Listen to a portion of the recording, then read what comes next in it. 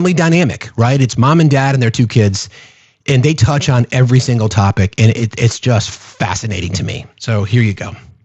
Hold on a second. Everybody tap, tap, tap. Tap, tap, tap. Mom, do you believe they were weeks away from having a nuclear weapon? Yes, I do. Trump wouldn't have done this if they were not. Yes, I do. I don't. I think he was Trump in a hard spot. He had to do something. A hard spot. A hard spot. How? Let them nuke Israel and those people, or he needs to stop the nukes. Dad, do you believe that they were weeks away from having a nuclear weapon? I don't think it matters. Ooh. They were on their way to getting a nuclear weapon, and you got to stop them at some point. He decided that now is that time. And as far as I'm concerned, if Trump thought it was time to go, it was time to go. Like, that's insane. A reality star. No, it's not. Literally another country she said, without any kind of involvement from our Congress. Okay. Congress. Okay. If Trump would have went to Congress and sat down and said, hey, this is what I want to do, end up with a bomb. Iran would have known within 1 hour his secrets and what the United States was going to do.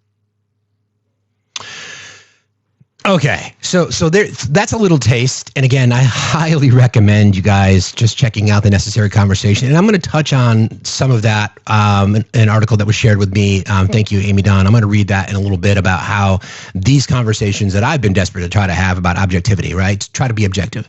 So don't forget, there's so many layers to this. And I want to talk about this. Actually, do I have a request? I think I see Jess. Hold on a second. I do. Let's bring up Jess first before we dive in too deep. Hello there, friend. How are you?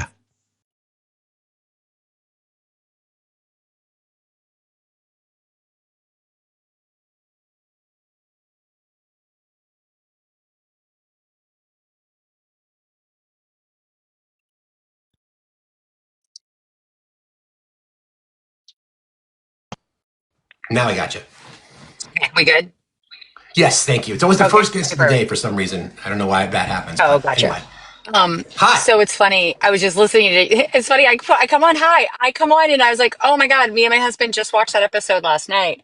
Crazy. And I'm trying to turn my mom on it because I think I've talked about this before, but my mom she's not MAGA, but she voted for Trump. And she has the only intel or information she really gets is from her spouse in the house, which he is very locked in on conspiratorial bullshit on the internet and on social media. And then, of course, he only watches like Newsmax. So similar to the dad in that family. Bob. Yeah. But here's what's super like interesting to that particular clip. And I'm assuming you watched last week's too. I did, yeah. Bob is unhinged. And the week after week that I watch it, it's becoming more and more difficult and uncomfortable for me to witness the language he says, where like last week he said something along the lines that if, Haley was at something, she deserves what she gets. Even Correct. Last night, he kind of made that he alluded to that. If she goes to protest, calls her stupid, things like that. Says she shouldn't have a voice, even though his mom, the mom disagrees. But like, this is quite literally a man that believes all of us should be unalived, believes Black people are inferior. Correct. Like, and then yesterday's comments around Juneteenth were appalling. So like I too, obviously I have coffee with my mom every like 2 to 3 weeks. So we talked this past weekend specifically about, Vance Bolton, whatever his name is, the assassin. And I was like, what he did was horrible. And this is more evidence of radicalization through, both Christian nationalism. Can you guys not hear me? Can you not hear me? Oh, I can hear you, but. Everybody, can you hear me through my mic, or does it sound like it's not through my mic? That's kind of weird. Is it sound all right, everybody? I mean, you sound great, but I don't know. Yeah. The mic is weird. But, okay. So I brought that up because we were having some political discussion, and what was so funny, and this was really reflective of the fact that one, I haven't had coffee with my mom now in 4 weeks. We were kind of behind time. But two, her media consumption and the information she gets. I made the comment that, this man is further evidence of radicalization through Christian nationalism and the MAGA movement, and just is creating violent people. And she said, well, wasn't he a Democrat? And I went, oh my God. And so I then had to show her the videos of him preaching against homosexuality and transgender, communities. And I had to explain to her that the board that he was appointed to was something he was already on, and that this is a bipartisan board of 58. It's not people that work closely with the governor. It's not people he knows personally. Like, I had to, it's no different than many other boards in our state. I'm trying to explain all this to her. She goes, oh, okay. And she listened, and unlike Bob, she understood, and she was like, but her response was, well, I think all political violence, no matter what side, is bad. So then she did the pivot.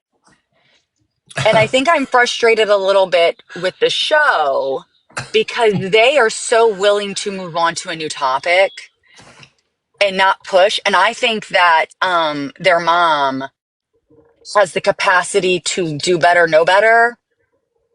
But because of Bob's interjection, because of Bob's immediate pivot to like violent rhetoric and just heinous rhetoric, I think he feels sometimes he has to move to another topic. So unfortunately, I think the show is a great concept. Yeah. I'm almost tempted to send a video into them. I don't know if they'll play it, but the concept is great. But unfortunately, I don't think the response is what it could be. I think that they could be doing, I've done a lot of good in my mom and moved her on issues like reproductive rights, she is literally of the opinion now, government doesn't belong in any of my healthcare decisions. I don't care. This is unacceptable. So there is an opportunity to change, but those two specifically are in a fucking cult. I mean, the shrine to them, the fact that even you heard the mom last night given clear evidence of the fact that Iran, the actions against Iran, aren't justified based on the intelligence we have, based on all this stuff. And yet she said, I just trust Trump. I just trust everything he does. I mean, that was what she said. Mary Lou was like, I trust Trump in everything she does. I think you're right. I mean, I think you're right. The specifics around the relationship, like if Bob wasn't part of the conversations, what I've seen episodes where Bob either goes to the bathroom or steps away, and they're having conversations with it's Chad and Haley, I think, with their mom, and she is much more inclined to be like, yeah, that doesn't seem quite right. But that as soon as Bob sits back down, she's back drinking the Kool-Aid again. The reason, and I agree with you, just because it just exposes all the things that we've talked about. Think about all the debates we've done over the time. Think about when he used to debate with Adam here, Jess, right? And the conversation we've had. It just that's the point. When you're that convicted and you are that far down that rabbit hole, we struggle with why someone would understand that. But when you've been indoctrinated and you've been just fed that misinformation and conspiracy theory over and over and over again, they've admitted they only get their news from Newsmax. I mean, that's it. I mean, of course they're going to think everything that they're told is right because that's what they consume all day long. I mean, even that question, though, that this episode that I just played from about whether or not they believe Iran has nukes, Bob's like, I don't give a shit. I just want to take out, he did not care. He doesn't care. I just want to take out the brown people. He just trusts Trump. He just trusts Trump's decision making. Yep. To your point, I said this to my mom yesterday or Friday. We had coffee Friday. Because when I brought up the whole reason Vance Bolter got brought up is because she has obvious concerns about me running for office. And, and I'm not saying that they're not justified, but I'm of the opinion I can't live in fear. And this is what I'm being led to do, and I'm doing it. But with that being said, she obviously has real legitimate fears about me as her daughter being in this world and obviously political violence. And so anyways, we got on that. I said, you know what frustrates me? And she's like, I made the comment that I'm frustrated that this is the information she's led herself to believe because she is in a bubble of both my stepdad and just the consumption of media he is seeing and regurgitating to her at home because she really avoids it altogether, which I have a feeling Mary Lou does too, by and large. I bet if it wasn't for Bob, she would never see Newspack. She would never watch news. She'd be very separated. My mom is very similar to that. So I made the comment, your husband has stuck himself in an echo chamber box of his own design. And he doesn't even, like, anything that is even introduced that goes against his narrative is immediately fake news. He doesn't even give it any credibility or attempt to like look into it further.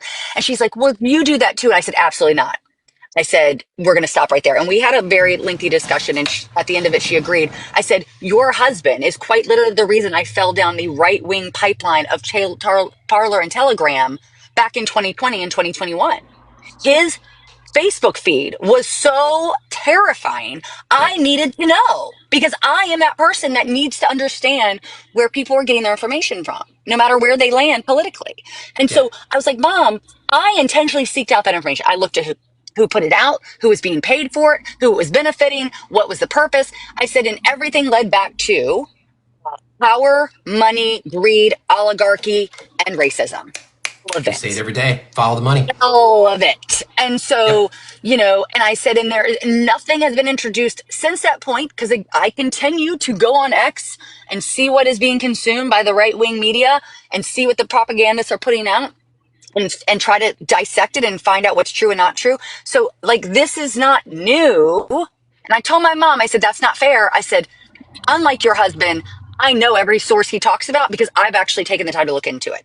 He believes it at face value, created his own confirmation bias bubble, and he refuses to believe anything outside of that and will dismiss it without even giving it the light of day. And this is what Bob and Mary Lou are. We know every talking point, right? It's like we're so prepared for it. Yeah, and again, I think it's interesting to get a peek, and I've heard some people say that it's staged. I don't think it's staged at all. I think it's the interesting part about, to me, it's the family dynamic, right? It's like Bob doesn't seem like he has much respect for his kids anymore. I don't know, especially Haley. I don't think she wants anything to do with her parents. I think Chad's like, okay, let's try to have some content here. Let's show the world what it's like. And as we say this a lot, there's this family dynamic that exists, that political differences have divided families. We know that. And I think they're addressing it. So, hats off to them for at least being willing to do that. But Bob is a bona fide racist bigot. There's just no doubt about it. And he feels empowered because of the person that's in the White House. So you're never going to crack through or break through as much as Chad tries. Haley, I like her just because she's a full-on communist. She's like, fuck the whole system. Let's blow the whole thing up. Yep, Chad's like, basically. you know what I mean? Yeah, and Chad's kind of like, let's see if we can find some compromise on certain things. But just the condescending tone that comes from Bob every day, the fact that they can still have that conversation, they're gaining followers every single week. It's fascinating. Again, friends, it's called The Necessary Conversation. You can find it wherever you find your podcasts. It's wild. You're muted, yes. And also to your point, I agree. I know that some people think it's staged. As someone who is actually having that family dynamic myself, my stepdad has shrines. During the election, he had beach balls with Trump 2024, like taking pictures of them. He had signage, he has hats, he has, like, this is not fake. These people are very real. They walk among us, they vote.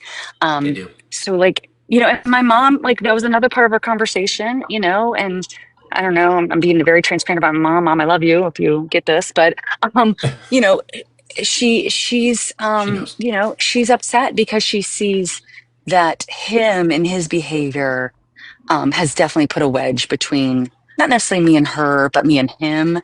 And, like, I had written a post on Father's Day. My dad was not very involved in my life, even growing up before my parents got divorced. He moved out on my 16th birthday to Florida. And so, but even in his home, he wasn't a very present, thing in my life. And it's funny to me because, my stepdad has been in my life since I was 17. I'm almost 44. He has basically been the only grandfather my kids have ever known. And then, of course, my former father-in-law, who was also in my life for over 13 years, so I made a post just kind of saying that not all dads are blood, and that, the only two people I've ever known as my dads are these two men. But sadly, I'm very, and I even said, and things have happened over the last years that have changed the dynamic of our relationship, but you always be dads to me, kind of like, and my mom said that post made her cry, and it made her cry the most because My stepdad wouldn't see it because he blocked me because he despises my political beliefs. So yeah, that was tough. That's tough. Sorry to hear that. But it is. No, That it's is the fine. way But I mean, to see that I a just lot say these this to days. say that their story is not unique. It is very Yeah. real. Yeah. And is also one that when I first went onto Parlor, I saw the beginnings of it. I saw the people saying, "Well, my daughter stopped talking to me. My son won't talk to me. My wife left me." Like this is not a unique story, and people need to. I think people, if anything, I know sometimes it, again, is very hard to watch and it's getting harder week after week. But I think it's something to watch to realize this is what happened. This is how radicalized and divided we became as a nation, particularly during the COVID epidemic. Agreed. There was just so much isolationism for individuals, especially those in the older demographic, that led the way for them to get indoctrinated on social media and access social media that they really weren't that invested in prior to that time. And so I think that's really relevant to right now and how we got here and how we still have a long way to go to get out of it. We sure do. We sure do. Anything while you're here? Anything you want to plug? You want to pitch your campaign a little bit while you're here? Well, yep, obviously still running. It's going really well. We have another financial period ending on June 30th at the end of the month. My opponent only has a $40,000 gain on me and cash on hand right now. I've closed the gap so immensely. I mean, we started the year out where she had almost 200,000 on me. So we're doing great things, knocking doors every day, making phone calls. Very excited. We got a field director coming down this week. Coordinated campaign is ramping up now that primaries are behind us.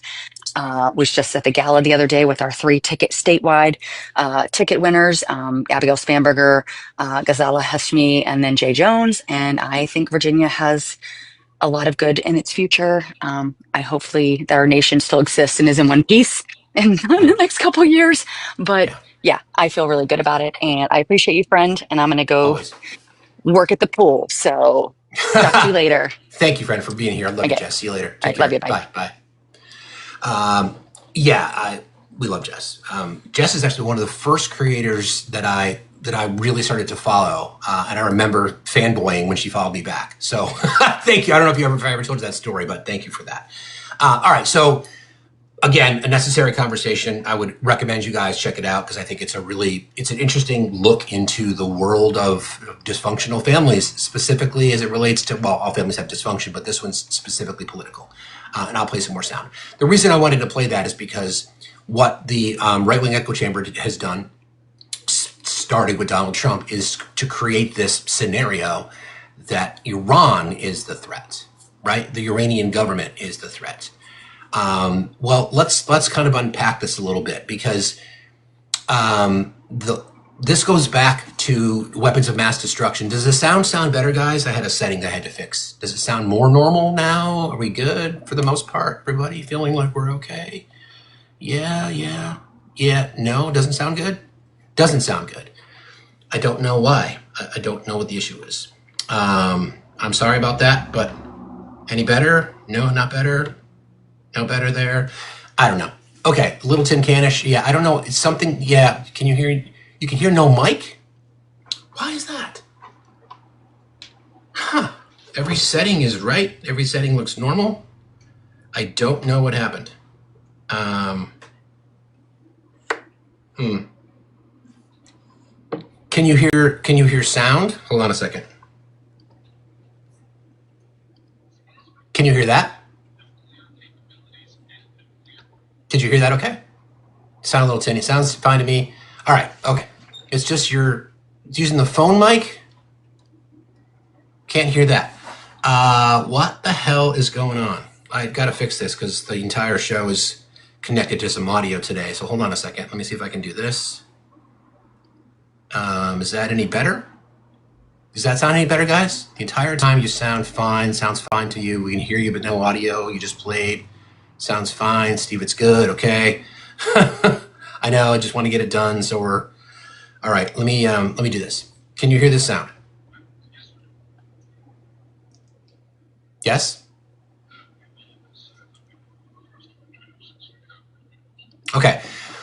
All right, good. All right, we'll go back. So some people can hear it, some people can't. I don't know. All right, so I'm gonna try to unpack a lot of this story. If I have to figure it out in the meantime, I will, but I'll do my best. Very faint, okay? Very faint. Crank that up. You don't want me too loud in your ear. That's good there. There's no mute on. That's off. Can you hear me now? Is that any better? Is the mic not working? What is going on? Mic isn't working at all. If you're playing a video, no sound, but you can hear my voice. Can't hear me there. Mic is not on. Mic is on now. Can hear you. All right. I don't know what's going on. So I'll just wing it. I'll just talk loud. Okay. This entire thing is around the Israeli government under the direction of Bibi Netanyahu continuing to lie to the world. This goes back. We covered this last week, right? It doesn't sound like it's going through your mic. Yeah, I don't know what's going on. All right. I'll stop focusing on it. Thank you, guys. What I think is really important to understand is there's this thing that's referred to as the proliferation agreement. Now, Bibi Netanyahu, the world knows that Israel has nuclear weapons. The world knows that. They have never come out publicly and stated it, but we know it, okay? We know that they have it. We know that they've had it for a very, very long time. So the nuclear, I'll talk to you about what the proliferation treaty is, because this is really, really important, okay? The Treaty on the Non-Proliferation of Nuclear Weapons, or NPT, which entered into force in 1970, is one of the most widely adhered to arms control treaties in the world. As of 2024, just speak up a little bit. Okay, I'll speak up. All right, hold on. As of 2024, there are 191 parties to the NPT, including all United Nations member states except for 4. Now I'm too loud. Don't yell. Okay. Well, let me just check in. Issue with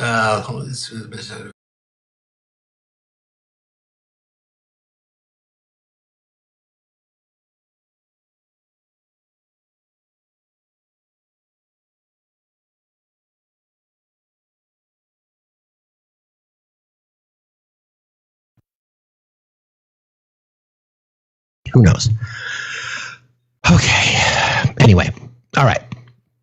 I hate that. Don't listen to them. You're fine. Okay. Okay. As of 2024, there are 191 parties to the NPT. Again, the Non-Proliferation of Nuclear Weapons Agreement. Okay. The non-signatories or non-parties. Okay. Meaning these are the countries that have not signed on to this. Now that's better. It's working. Hooray. Good. All right. Good. Okay. The 4 countries that are not signed on to the NPT. All right. India refused to join. They have nukes. We know that. You can't come up and bother me now. Okay. Pakistan also refused to join, has nukes. South Sudan, newly independent as of 2011, not yet a party.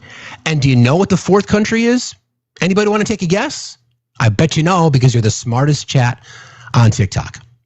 Anybody want to take a guess? Is the 4th country that is not part of that? It's Israel. Okay? It's Israel. Israel neither confirms nor denies nuclear weapons. They are a non-signatory. Okay? So the sound was better before. I don't know what's going on. I'm just going to ignore it. So I think that's the part that is the most fascinating to me, quite frankly, because they are the ones that are saying that Iran is a threat. Iran is one of the signers of this. Israel is not. Israel is not. Okay? Benjamin Netanyahu's rhetoric for 25 years, going back to post 9/11, making claims about WMDs in Iraq, it's been the same thing. Exactly. Why is Israel policing other countries on nuclear proliferation? That's exactly right. Okay? That is exactly the point. And I want to make sure that people understand that. Okay? So Israel's rhetoric. And now the bigger issue that we have is because of lies that have been told, because there's reporting that because of, there was a, I don't know, they were tipped off, that the Iranian government was tipped off, that they moved their uranium. So the world doesn't even seem to know where it is. And then again, depending on who you ask, depending on who you talk to, depending on whose lie you want to believe or whose truth you want to believe, the damage caused by the bombings over the weekend may not be as significant as the White House wants you to believe. So if we can't confirm, so if there's no confirmation, the intelligence community across the globe, including Tulsi Gabbard, who, by the way, she's backed up on it now, saying that no, they're not any closer. But yet we've been convinced because Bibi Netanyahu told Trump specifically that they have access to or their capabilities. Now, we know they've had capabilities, but we also went through the JPCOA, right? Which was the joint, the Iran nuclear deal is what it was called. Signed, it was effective. And here we are, Israel again, the Israeli government again. The issue is that Israel has two ways out of this, sadly, because there's reporting that they have learned recently that Iran has significantly more ballistic missiles than they had originally thought. And the Iron Dome will only hold up for so long. So Israel has two potential scenarios. Either the U.S. steps in and helps, or Iran potentially eliminates Israel. I don't know. And then conversely, Israel has another way out. They could decide to drop one of their big, large, fiery boom booms on Iran. So that's how World War III starts. It's not because of Iran. Okay? It's not because of Iran. It's Bibi Netanyahu. He is the war criminal. So these are the scenarios that I think we have to be, and I'm not sure if people are talking about it this way. But back to the proliferation agreement. These 5 countries are allowed to possess weapons under the treaty, Article 9. The U.S., Russia, China, France, and the UK. And then the non-nuclear states, the remaining 186 member states, agree to not acquire or develop weapons and accept the International Atomic Energy Association safeguard to verify compliance. Those countries are, notable members, I should say, Germany, Japan, Canada, Brazil, Australia, South Korea, Iran, a signatory through compliance, and the Ukraine, Belarus, and Kazakhstan. They gave up all of their Soviet nuclear arsenals as part of joining the club. So the country that's complying would be Iran. The country that's not complying is Israel. And who's the threat? Again, the Israeli government. Who's the threat? Thank you, guys. Thank you. I don't know how we get this message out to people that the lies being told by Bibi Netanyahu, the criminal, the war criminal, is the real threat. And because of the right wing's ability to say that no matter what Bibi says, we're going to believe it. I don't know. The bigger issue now, though, is statements coming out of the White House. Don't forget, first of all, it was no new wars. I'm not going to bother playing the sound. I'll navigate through it. The bigger issue specifically is the no new wars promise, right? We've heard that. No new wars. I'm not going to put you into any wars, and we're certainly not going to start any. Okay, well, this is not our fight. This is Israel's. But the United States has decided that we're going to continue our allyship, and I believe you can have diplomatic allies, et cetera, et cetera, et cetera. But Bibi Netanyahu is a liar. So of course Iran's going to respond. Of course Iran is going to threaten to close the Strait of Hormuz. And now China. So I've got this reporting for you. U.S. has asked China to stop Iran from closing the Strait of Hormuz. Now, why would they do that? See, this is how China has been gaming Donald Trump, because Trump thinks that China needs that Iranian. They think that China needs Iranian oil, and they don't. They've been stockpiling it ever since Trump became in the White House. They've got billions of barrels, or a billion plus barrels, as reported by numerous agencies, and I saw Mr. Global talking about it too. They don't need it. So the U.S. asking China to stop Iran from closing the Strait of Hormuz. This is from the BBC. U.S. Secretary of State Marco Rubio has called on China to prevent Iran from closing the Strait of Hormuz, one of the world's most important shipping routes. His comments came after Iran's Iran's state-run Press TV reported that the parliament had approved a plan to close the strait, but added that the final decision lies with the Supreme National Security Council. Any disruption to the supply of oil would have profound consequences for the economy. China, in particular, is the world's largest buyer of Iranian oil and has a close relationship with Iran. Oil prices rose following the U.S. attack on Iranian nuclear sites, with the price of benchmark Brent crude reaching its highest level in over 5 months. I encourage the Chinese government in Beijing to call them, Iran that is, about that, because they heavily depend on the Straits of Hormuz for their oil. Now, why would Marco Rubio be so concerned about China? Trump got played. He got played by everybody, and you guys will not accept it. You just won't. You just won't. All this to say that the reason that the administration attempted to it's not going to affect our prices at all. Patrick, did you just say that? So if 20% of the world's oil supply that goes through the Strait of Hormuz, I think it's 20%. Okay, if you really think it's not going to affect our oil prices at all, then I don't know what the hell you've been drinking the Kool-Aid as well. We already know gas prices are up since Inauguration Day, and you just wait, okay? Because again, the barrel of crude is now the highest it's been in 5 months, and you don't think it's going to affect gas prices?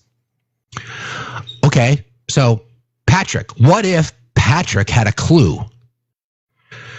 Oil prices jumped briefly when trading began on Monday, with Brent crude climbing to $81.40 a barrel. Okay, it's up almost 2% on the day. U.S. is now positioned with an overwhelming defense posture in the region to be prepared for any Iran counterstrikes, but the risk for oil prices is the situation could escalate severely and further, said Saul Kavanagh, head of the energy research at MST Financial. Trump got played, period. The worst part is that this was told to his voters that the threat was Iran, and we just went through the nuclear proliferation treaty, right, where countries can't acquire if they haven't, and they can't pursue if they have any further. Iran signed off. The only signer, with the exception of India and Pakistan, and we know why they don't want to do it, and South Sudan, because they're a newly formed country, is Israel. Now, why is that? Again, who's the threat? Who's the threat? The problem has now been regime change. This is the statement from Mr. Trump. I don't know if you've seen this yet. This is 15 hours ago. Okay? It's not politically correct to use the term regime change, but if the current Iranian regime is unable to make Iran great again, why wouldn't there be a regime change? MIGA, M-I-G-A. That's boots on the ground, friends. Okay? That's boots on the ground. Oh, sorry, you want the voice? Sorry. Sorry. Some people like it, some people don't. It's not politically correct to use the term regime change, but if the current Iranian regime is unable to make Iran great again, why wouldn't there be a regime change? MIGA, MIGA, MIGA. I don't know, whatever M-I-G-A says. Seriously. That's the ball game, right? You guys were just duped. We told you. We fucking told you. So, did a little bit of a history lesson on the United States and regime change. Okay, so this is disturbing, but this is part of what it is we're talking about here. American expansionism, right? You know, because for what? And you can trace these things back to one thing and one thing only. Anybody want to know what it is? What do I tell you every single day? You guys know. Follow the money. Follow the money.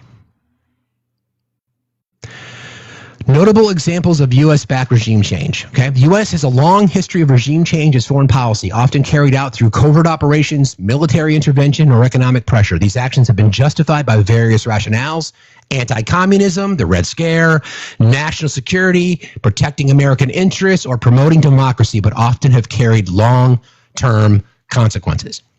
Notable examples of U.S.-backed regime change: Iran, 1953, Operation Ajax. It was a CIA and MI6. Target was Prime Minister Mohammed Mossadegh. Why? Mossadegh nationalized British oil interests. Anglo-Iranian Oil Company. Result, Shah Reza Pahlavi reinstalled as an authoritarian monarch. Long-term consequences, 1979 Islamic Revolution, and then the current U.S. tensions. Money. Guatemala, 1954, Operation PB Success, the CIA. Target was President Jacobo Arbenz. Arbenz expropriated unused land owned by United Fruit Company, a U.S. corporation, feared as a leftist. Military dictatorship and decades of civil war followed, repression and genocide. Money. Chile, 1973, covert supply for military coup. Democratically elected socialist president Salvador Allende. Why? Cold War fears. Economic policies threatened U.S. business interests. Result? General Pinochet's dictatorship, marked by torture and unalivings. Money. You with me? Vietnam, 1963. It's not wiki. This is just history. Vietnam, CIA-backed coup. South Vietnamese President Ngo Dinh Diem. U.S. lost confidence in Diem's ability to fight communists. Again, that was the lie. Instability in South Vietnam, deeper U.S. involvement, which led to the Vietnam War. Okay. Also, lots of resources.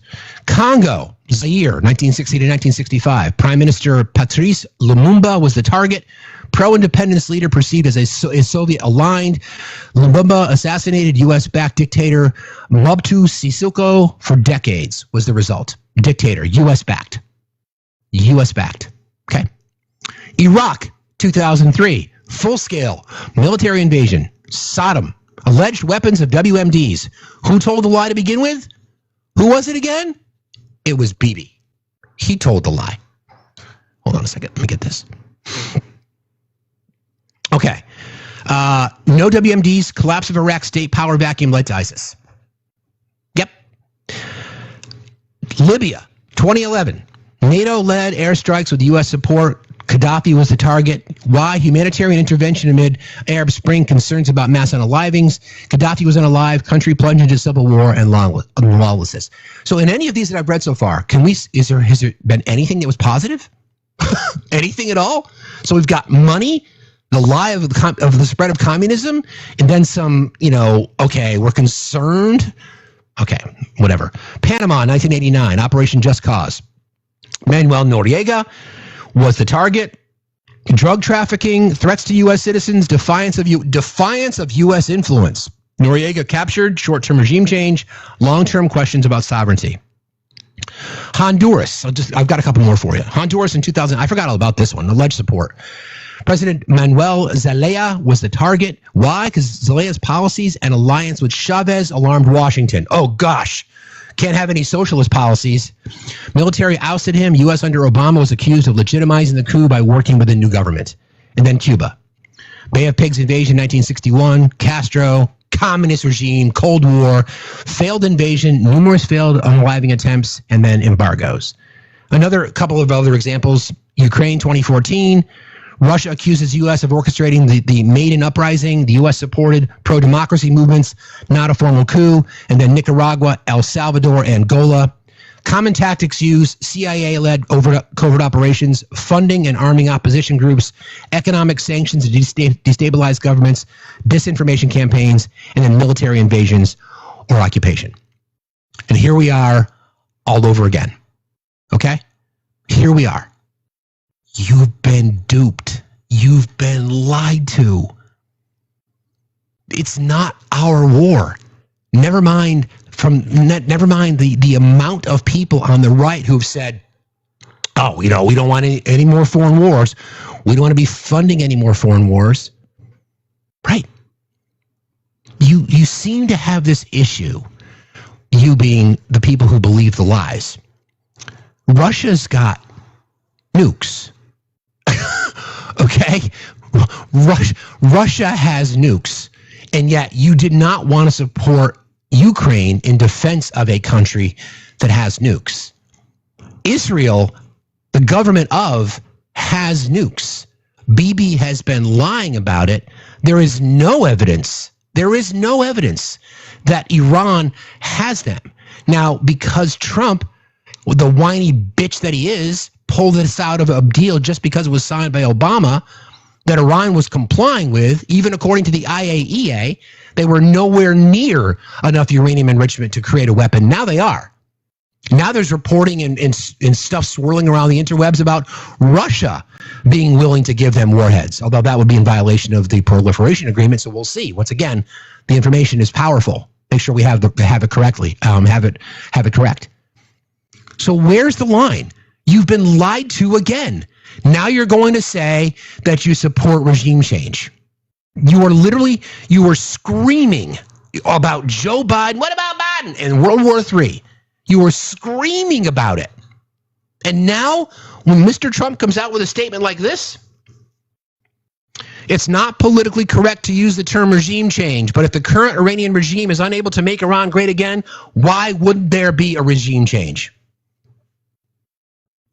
You were lied to. Over and over again, you've been lied to. Bibi Netanyahu is a war criminal. And if he pulls he has already pulled us into this. And if there are boots on the ground, you can blame him. Good morning, my brother. How are you?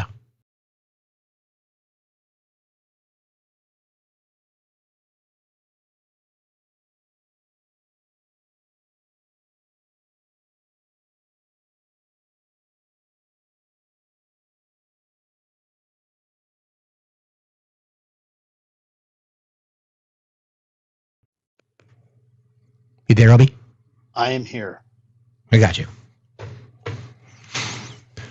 So just a couple of observations for either one of the two geniuses in the comments, Patrick and or Brendan, whatever the fuck his name is.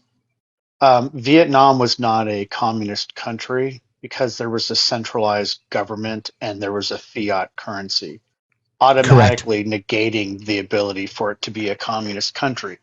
Anyway, books at libraries are your friends. And the war in Vietnam, which is the appropriate title, it's not the Vietnam War, it's the war in Vietnam. It was a war of Vietnamese people. And by the way, the intervention of that started in 1953. Again, books, everyone, are your friend. The reason why there was an initial uprising was because of the French. Because the French went in and colonized Vietnam. That's why some of the best Vietnamese sandwiches come on a baguette. It's not because somebody in Vietnam flew to France and was like, oh my God, I've fallen in love with bread. I'll be right back. Again, books are your friends.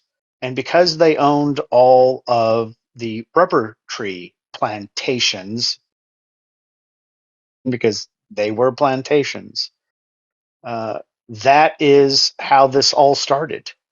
And to read and understand, and for those of you that weren't alive before 1987 in the Gulf during the 80s, you may want to go look up Operation Earnest Will and Operation Praying Mantis. So that you can understand these things. And yes, indeed, there were sea mines in the Gulf. And I was there. I was on a minesweeper. I literally helped pull mines out of the Gulf. So, you know, the problem with MAGA is not just critical thinking. It's that they've never really learned history. Right? They've learned their local school district's version of history. And what's really sad and pathetic is that they don't even understand what happened in Iran between 1972 and 1978, right? They don't understand the influence of a politicized Islam religion. Right? Because it's not the religion of Islam, it's the politicalization of that religion that caused that problem. I know you have no love for Bibi. Would you refer to him as a war criminal? 1,000%, because he is. Yep. Also, he's Correct. also a criminal. There's graft and Correct. corruption charges. Correct. Birds of a feather. Yeah, and as a Jew, it's like I'm torn, right? But again, it's super important to separate the government from the people. It is. Not all Jews love Bibi Netanyahu. And he does not represent us as a people. He represents the country of Israel. And I will forever stand 10 toes down on that. Correct. But with the whole thing with Iran, here's what's really hilarious, right? We have been hearing since the early 90s that Iran was going to develop nuclear weapons. Now, I'm going to go out on a limb here and say that I understand like slow rolling stuff for the sake of getting it right, but it doesn't take that long, right?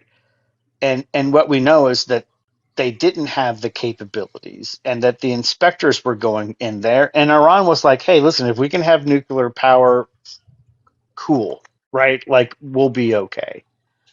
And there was a moment, as there has been with Cuba on several occasions, to have done more, to have helped the people that live there, right?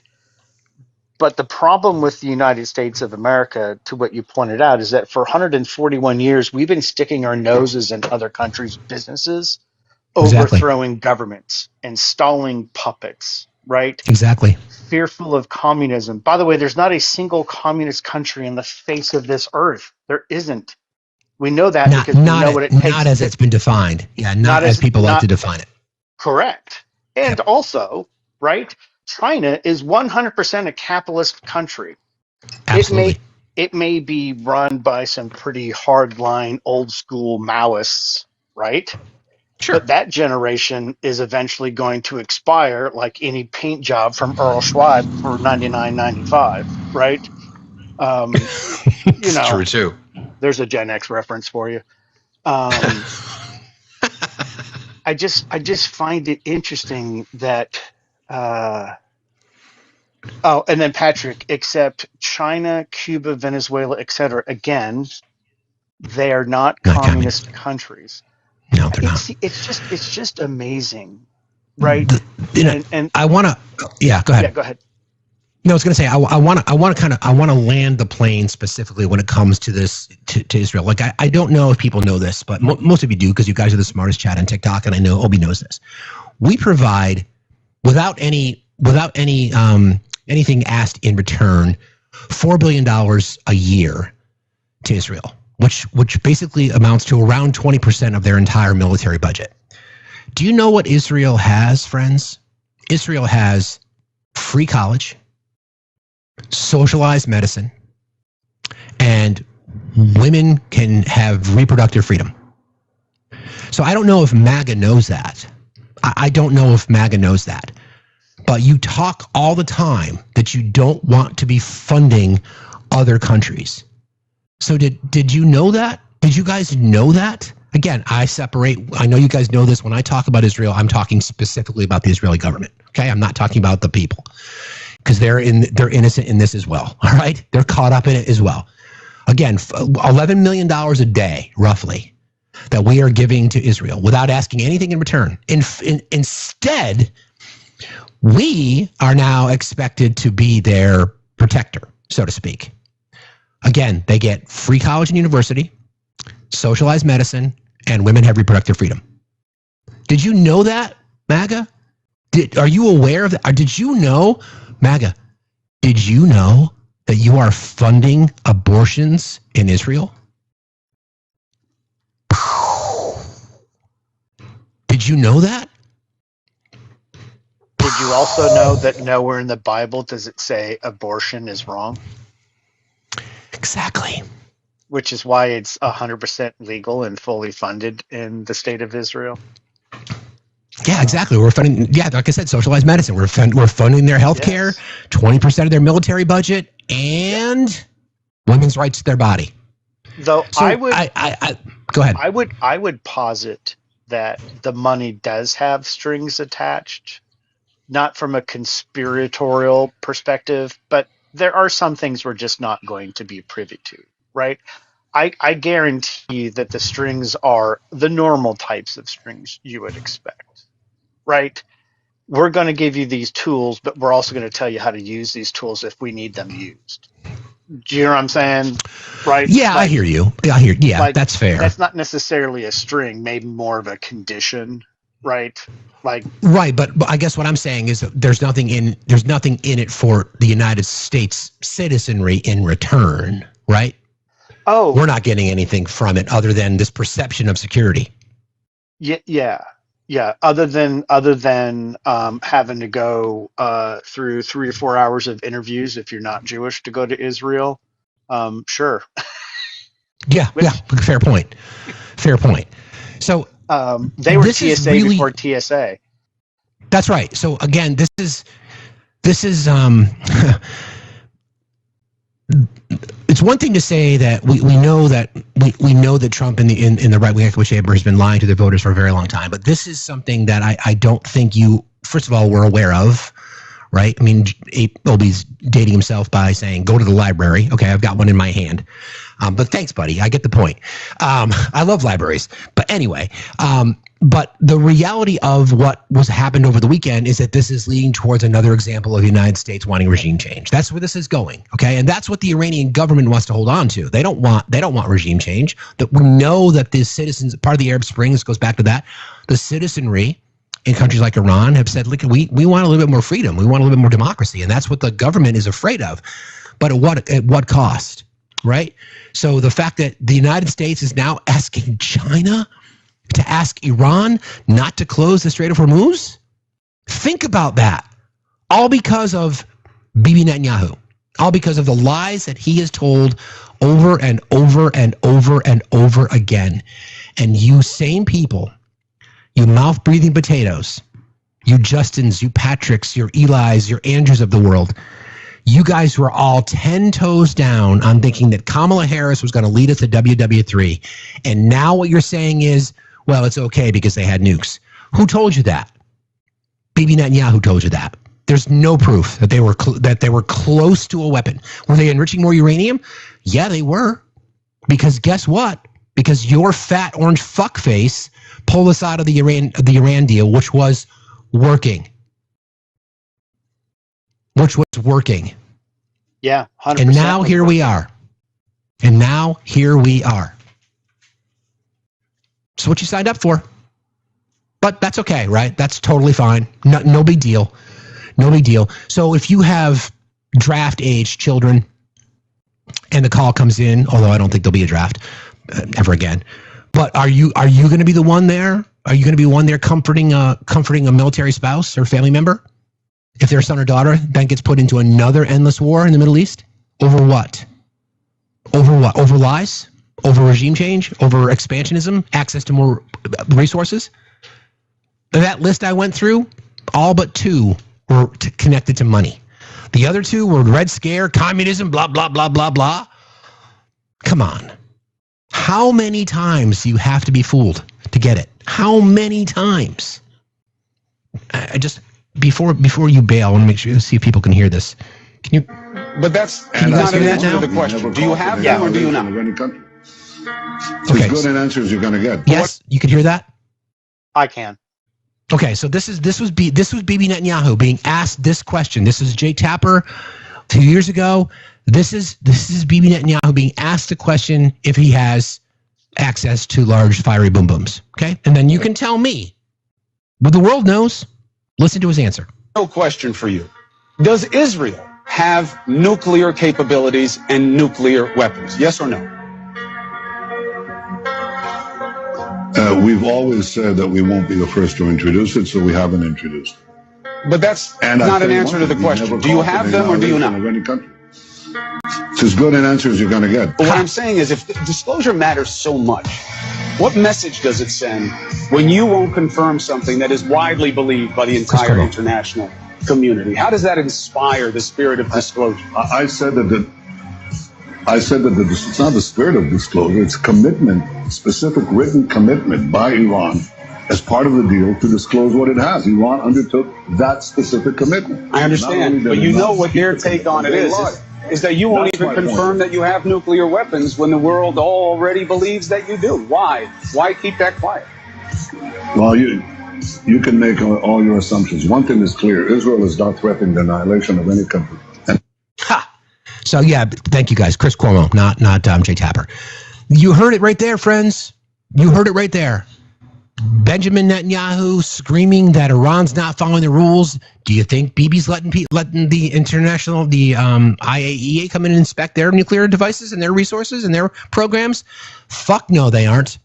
So who are you going to believe again? Who do you want to believe? I'm not. Two things can't be true. Iran is a state sponsor of terrorists. We know that. We know that. They've even admitted that. Okay? They've taken responsibility for things. We get that. And ask yourself why. After October 7th, who was it that first decided to, send some fiery devices across borders into Iran? That was Israel. Who struck first in this case? That was Israel. Who's retaliating? Don't they have a right to defend themselves? Of course they do.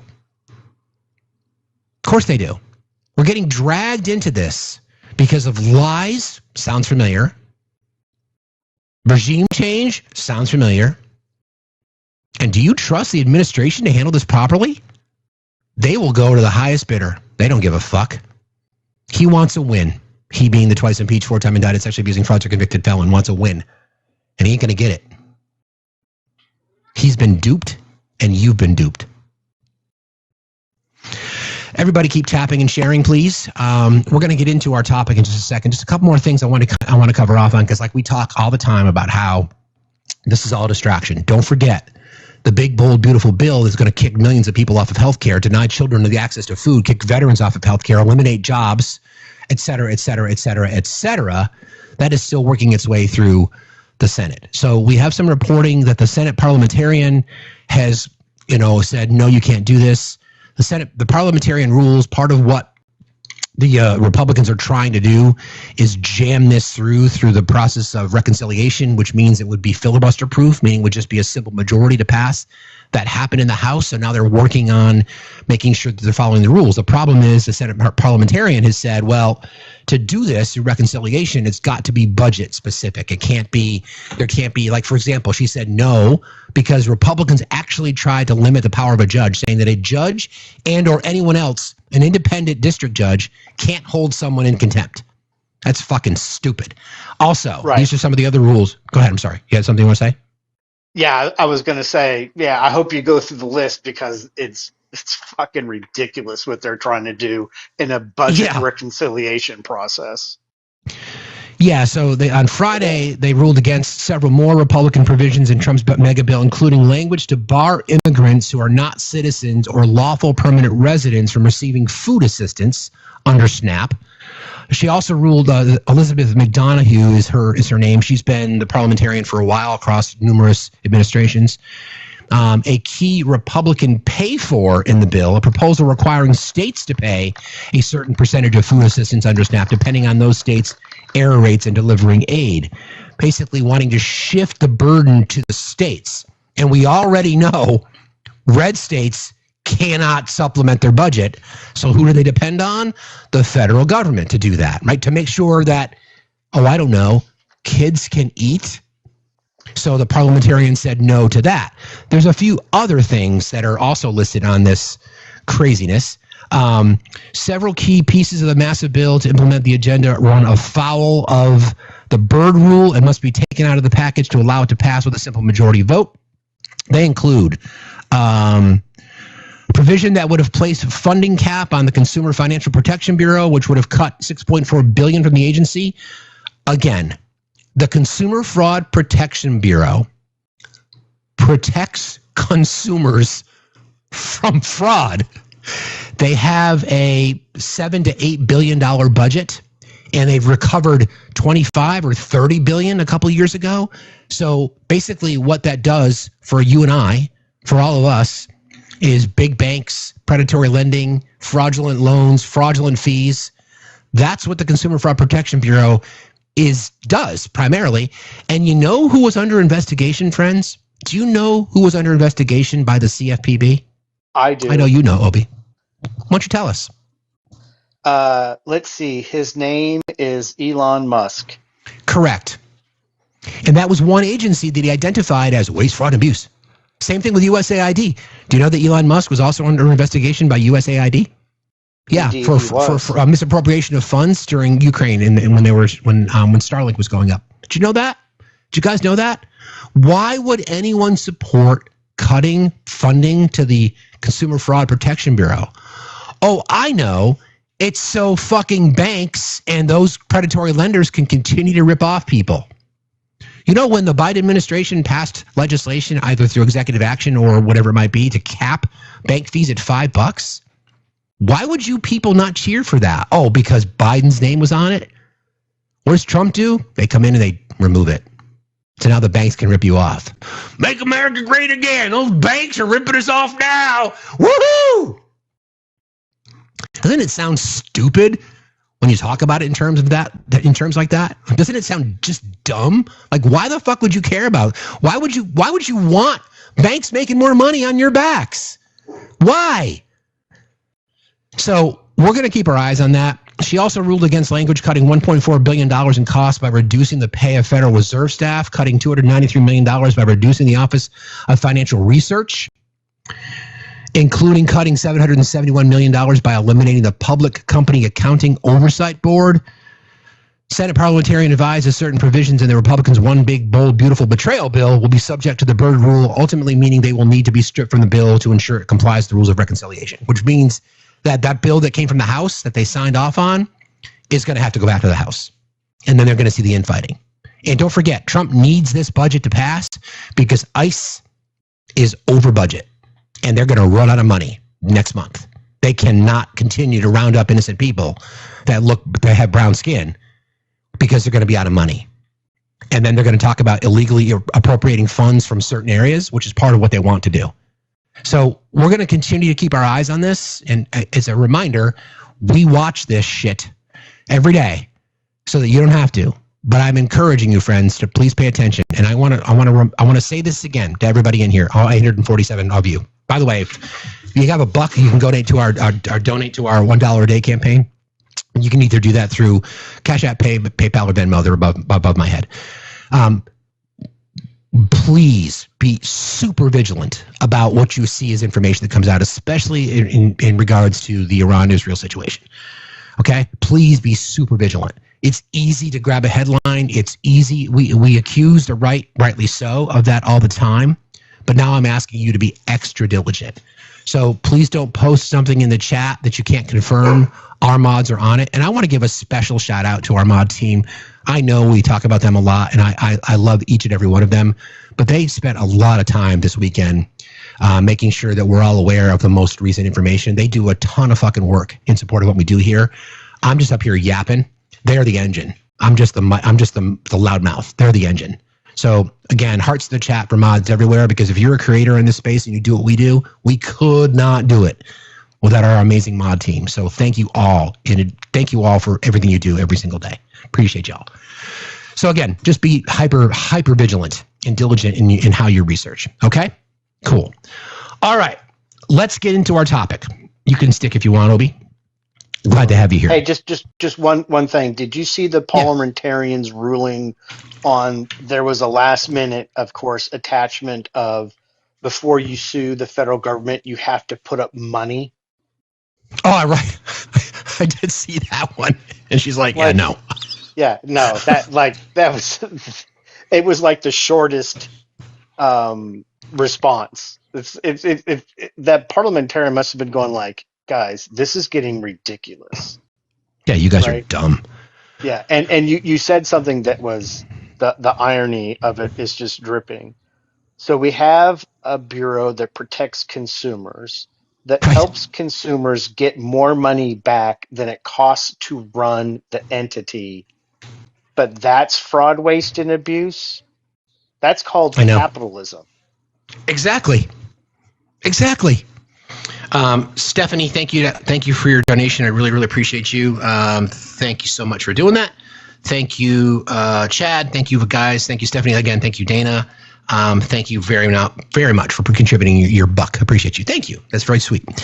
All right. So I had this idea, right, as we talk about how, and a lot of this has to do with just the common thread here is lack of citizen participation in our democracy. As we talk about many times, democracy is not a spectator sport, right? You've got to participate.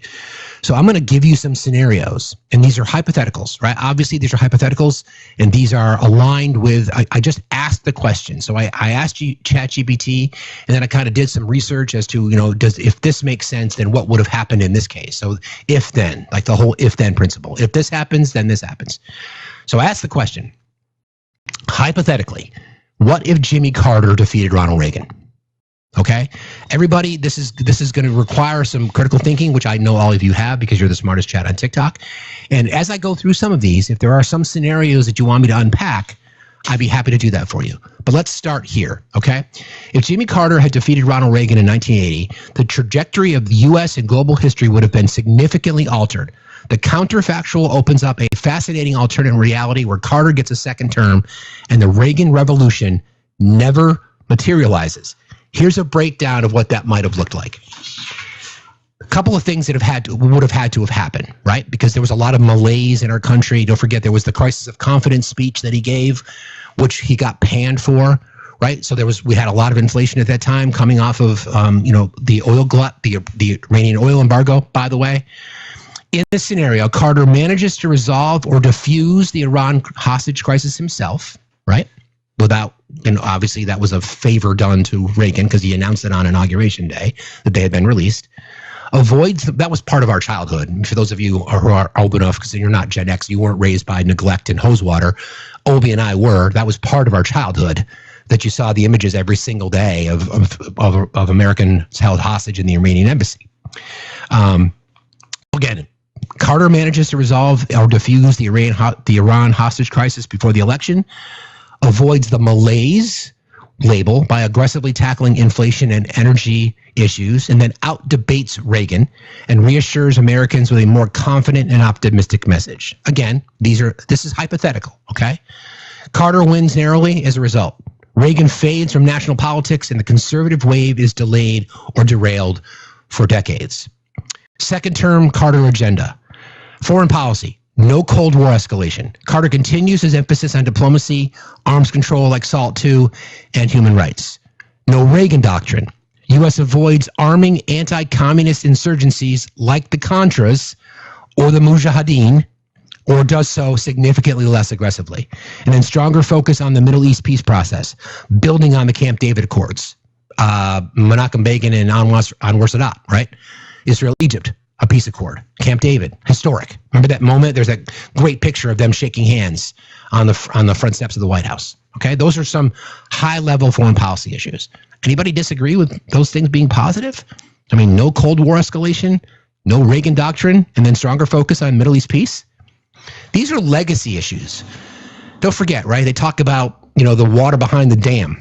The dam bursts as it slowly, the water trickles out, then everything else behind it. So decisions made from a foreign policy perspective, 40, 50 years ago have led to a lot of the issues we have today. I could have gone back, centuries.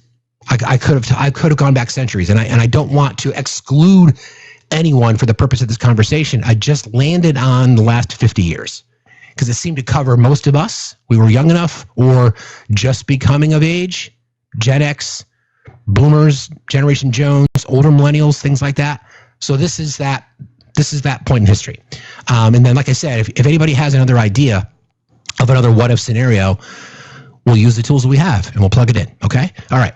Energy and the environment. Carter doubles down on alternative energy, fuel efficiency, and climate-focused policy, including massive investments in solar, wind, and conservation. Anybody have an issue with that? Right? I mean, think about that, right? We know the work that Jimmy Carter did post-presidency, one of the most effective diplomats that we probably ever had in our nation's history, at least in the last 150 years. But that's where he wanted to take us, and then that all changed. I've got a what if Clinton won scenario too. We'll get there. The Department of Energy and Carter's energy independence goals gained real traction. When Jimmy Carter talked about energy independence, it was not relying on foreign oil as much as we still do, flipping our energy consumption to much more sustainable.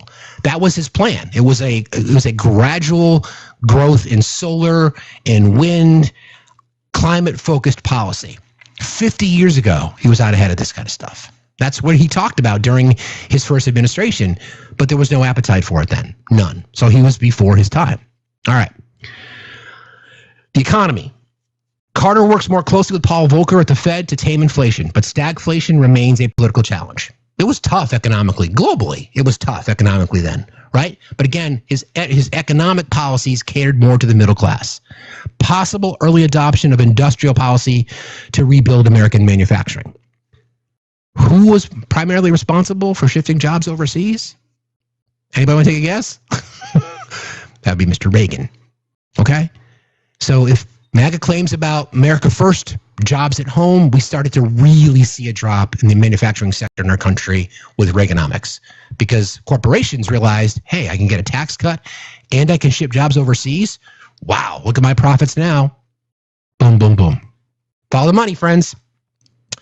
Cultural and political consequences of Jimmy Carter. So if you're just joining us, we're doing what if scenarios today. Thank you for being here, friends. Don't forget there's a gifting goal. Don't forget about subscribing. If you haven't joined our team yet, please do that. And let's tap like crazy, because this shit is my brain. And so buy in. Thank you. All right. Cultural and political consequences. No Reaganomics. No massive tax cuts for the wealthy. No supply side revolution or trickle down economics, and the national debt does not skyrocket like it did in the 1980s. Show's over, everybody. Have a good day. See you tomorrow.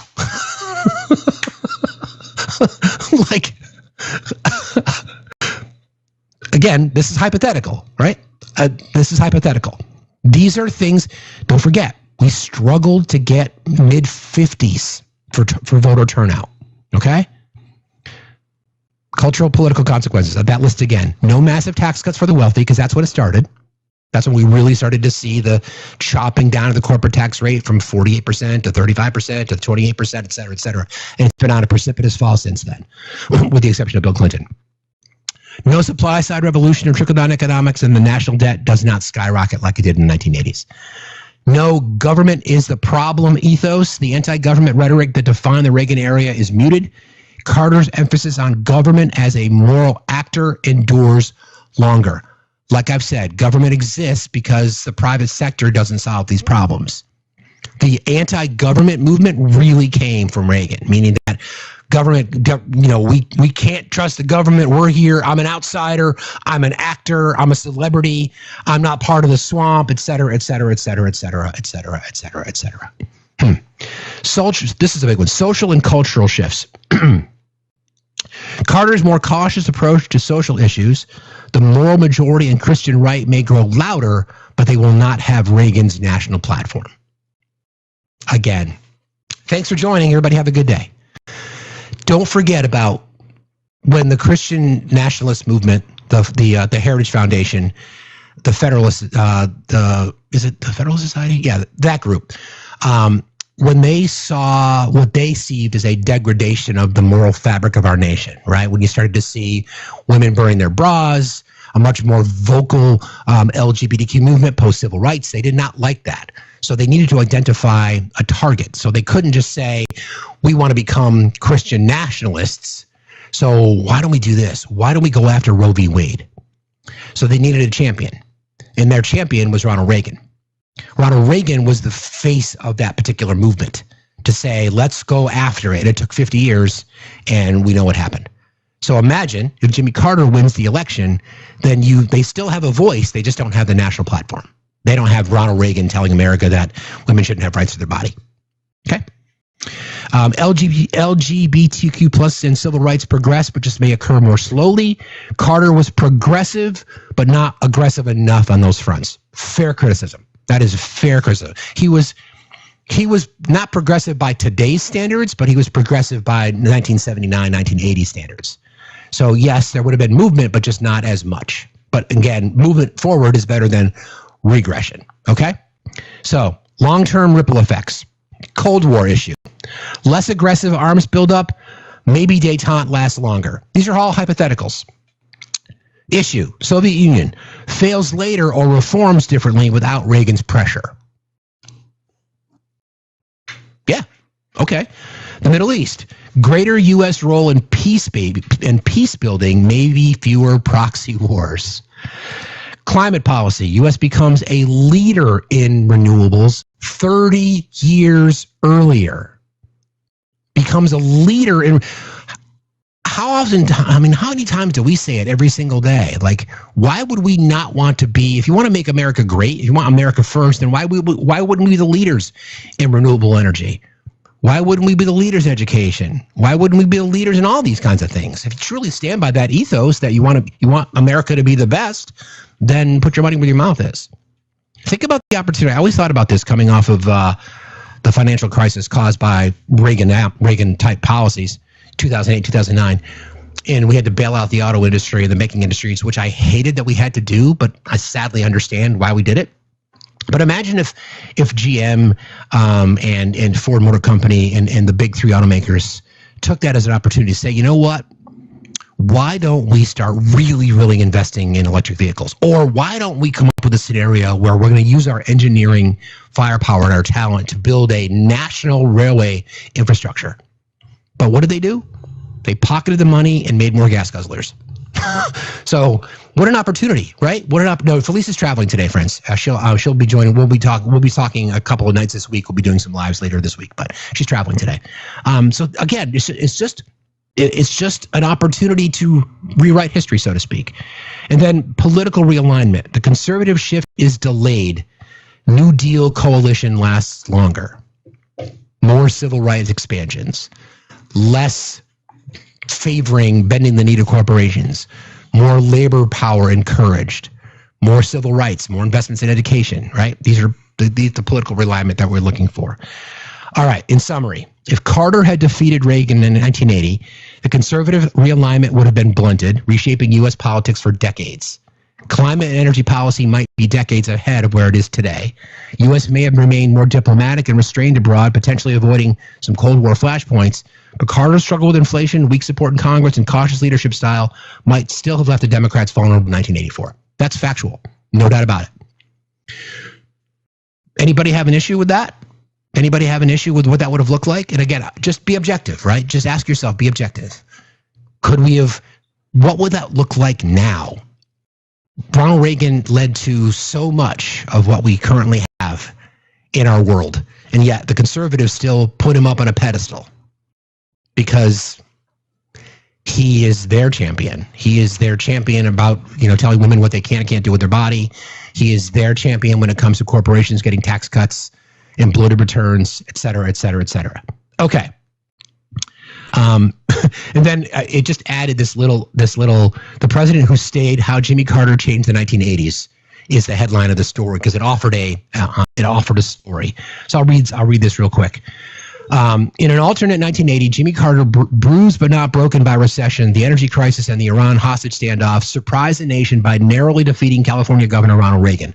The decisive moment came on October 27th when 52 American hostages were released just days before the election, giving Carter a last-minute boost in credibility and public sympathy. Carter's second term would go on to redefine America's trajectory. Carter refused to reignite the Cold War. Instead of Reagan's aggressive posture, he pushed forward with SALT II, secured Soviet cooperation on nuclear inspections, and deepened his commitment to human rights diplomacy. Without the Reagan doctrine, U.S. involvement in Latin America and Afghanistan remained minimal.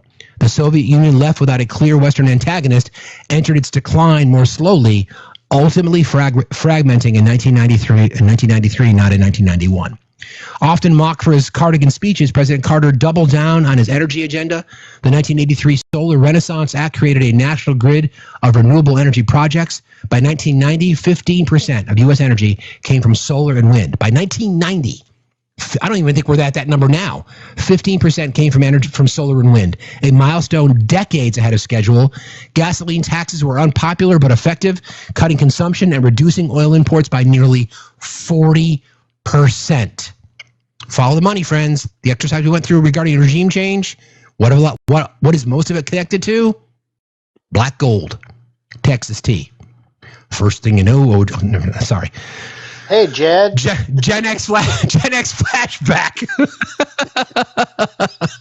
That was funny. All right. No Reagan, no Bush. With Reagan defeated and his political brand damaged, the conservative revolution stalled. George H.W. Bush never rose to the presidency. The 1984 Democratic nominee, Senator Gary Hart, again, hypothetically, rode Carter's energy and tech achievements to a narrow victory over a disorganized Republican field. Hypothetically, we know of Gary Hart's indiscretions. Okay, we're there. We got you. I understand it. Hypothetically, okay? Culture war without Cold War. Without Reagan's moral crusade, the moral majority lost steam.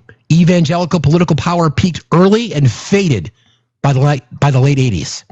The cultural battles over school prayer and gay rights shifted to more localized debates, while the federal government remained largely neutral. Wow. Though Carter's second term was not scandal-free, his rigid management style often alienated allies. He is now widely credited with laying the groundwork for climate action, nuclear disarmament, and a less militarized foreign policy. His face, once used as a punchline for presidential malaise, now hangs alongside Roosevelt, Truman, and Obama in the Progressive Hall of Fame. Isn't that crazy to think about that? That would be what if Jimmy Carter had defeated Ronald Reagan. Thoughts on that, Obi?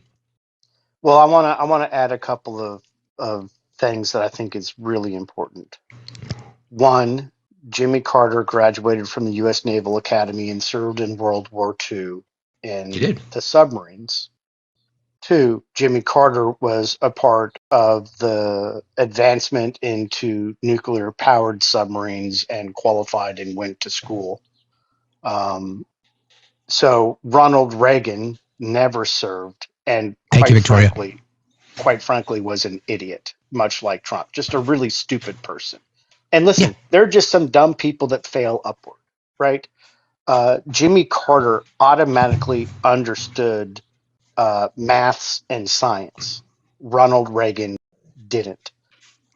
Two important things that didn't get linked in that, and I think this is important. There is a nexus between the NRA changing its stance and its mission statement, and also the rise of the Heritage Foundation, right?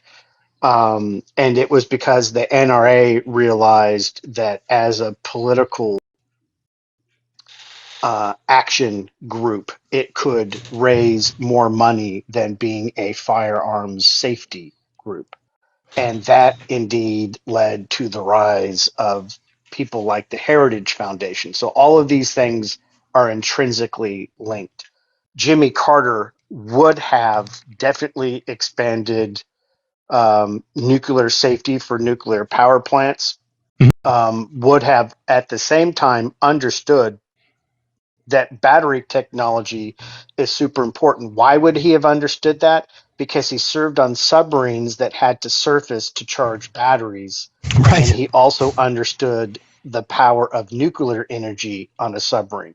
He was already light years ahead of everybody because he had to perform those functions as an officer in the Navy, right? Well said. He would have understood the power of harnessing the wind because Jimmy Carter also was a lifelong farmer. So he understood soil erosion and the importance of environmental impacts as a farmer. He was better positioned to have been a president the second time because people also forget Jimmy Carter had to come in. Yes, Francis, batteries do work in the water. Yes, Francis, thank you for do. that. And sharks also swim in the same waters, Francis. So do be careful, please, when you're in a boat.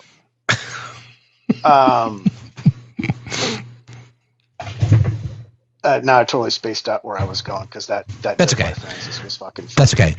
Again, these are hypothetical scenarios, friends. But I think what we're what we're using here is not only the trajectory that he was on, and yeah, there had to be some corrections.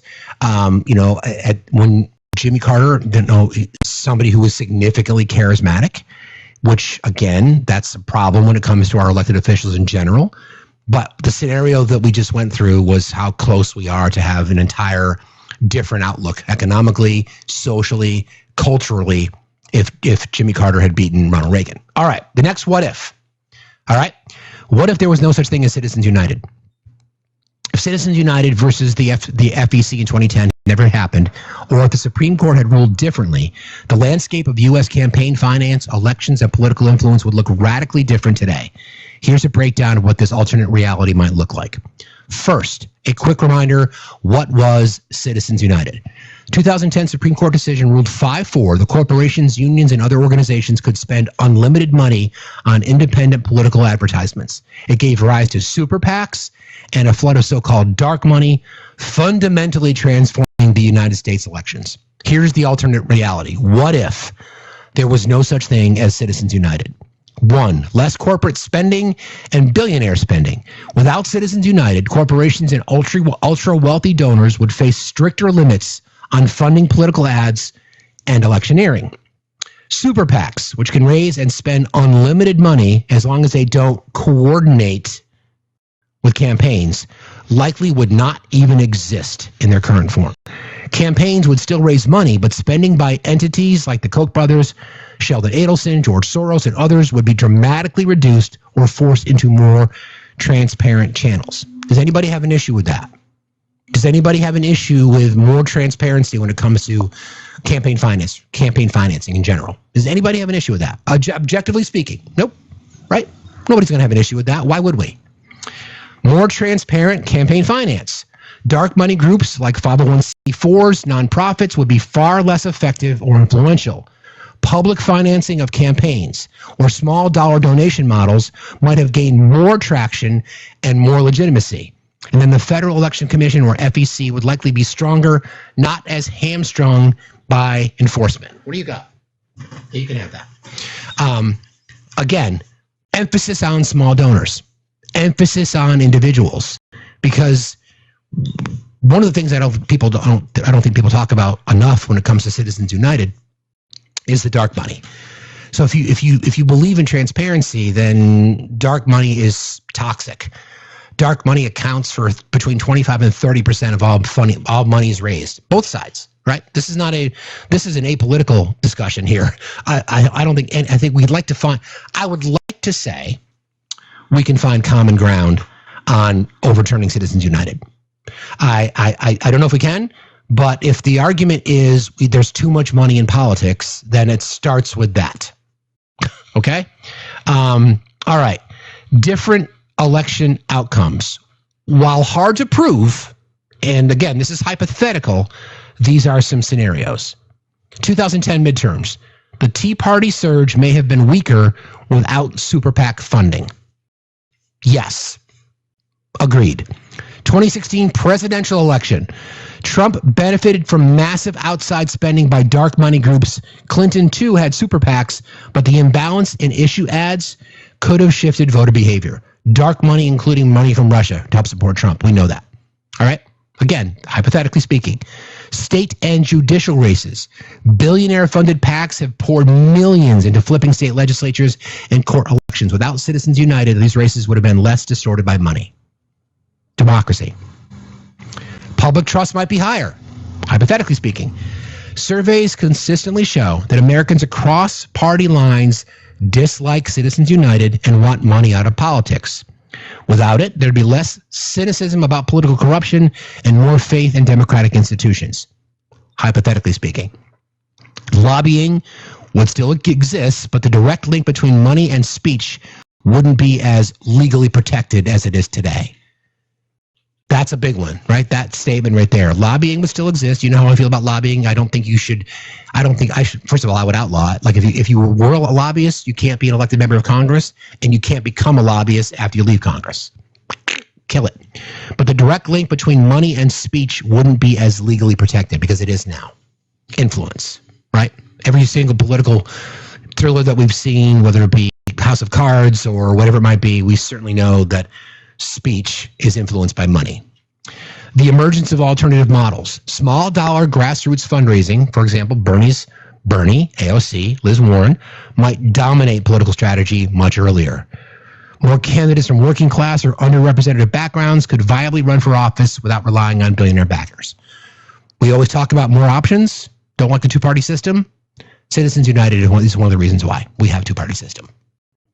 That's not open for debate. That's just the truth. In summary, if Citizens United had never happened, campaign spending would be significantly lower because of lower outside influence, meaning that if we didn't have Citizens United, outside influence for campaign spending would be significantly lower.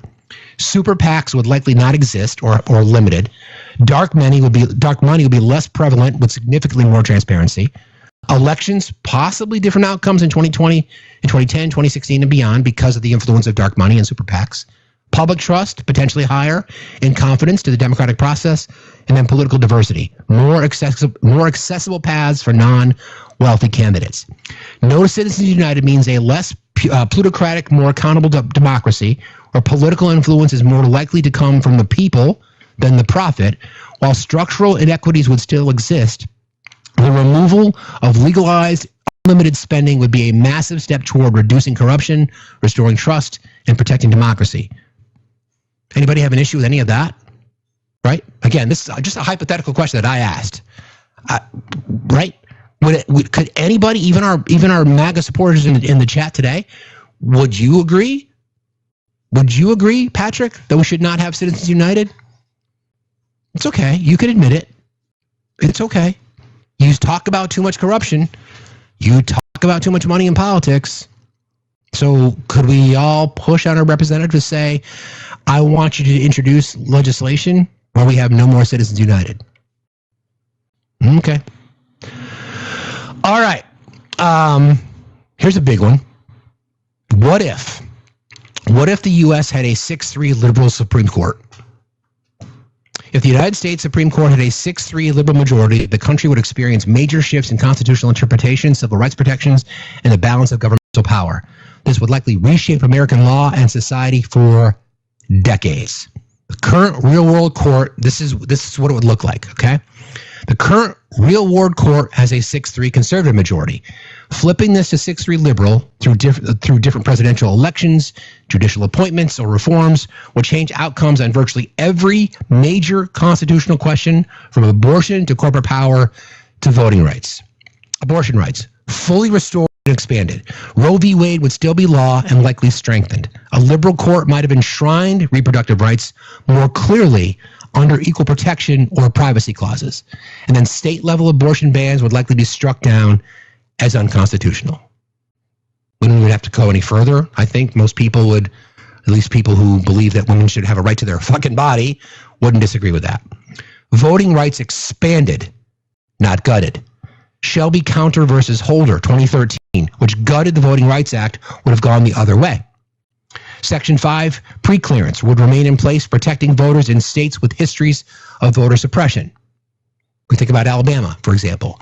Alabama attempted to use old state-level laws that basically allowed them legally, in their minds, to suppress the vote of the black community. So they had to sue. Members of the state had to sue. Alabama lost. Supreme Court said, you got to change your map. Alabama refused. Supreme Court again said, you got to change your map. And eventually they came around, but that never would have happened when we had voter rights expanded, not gutted.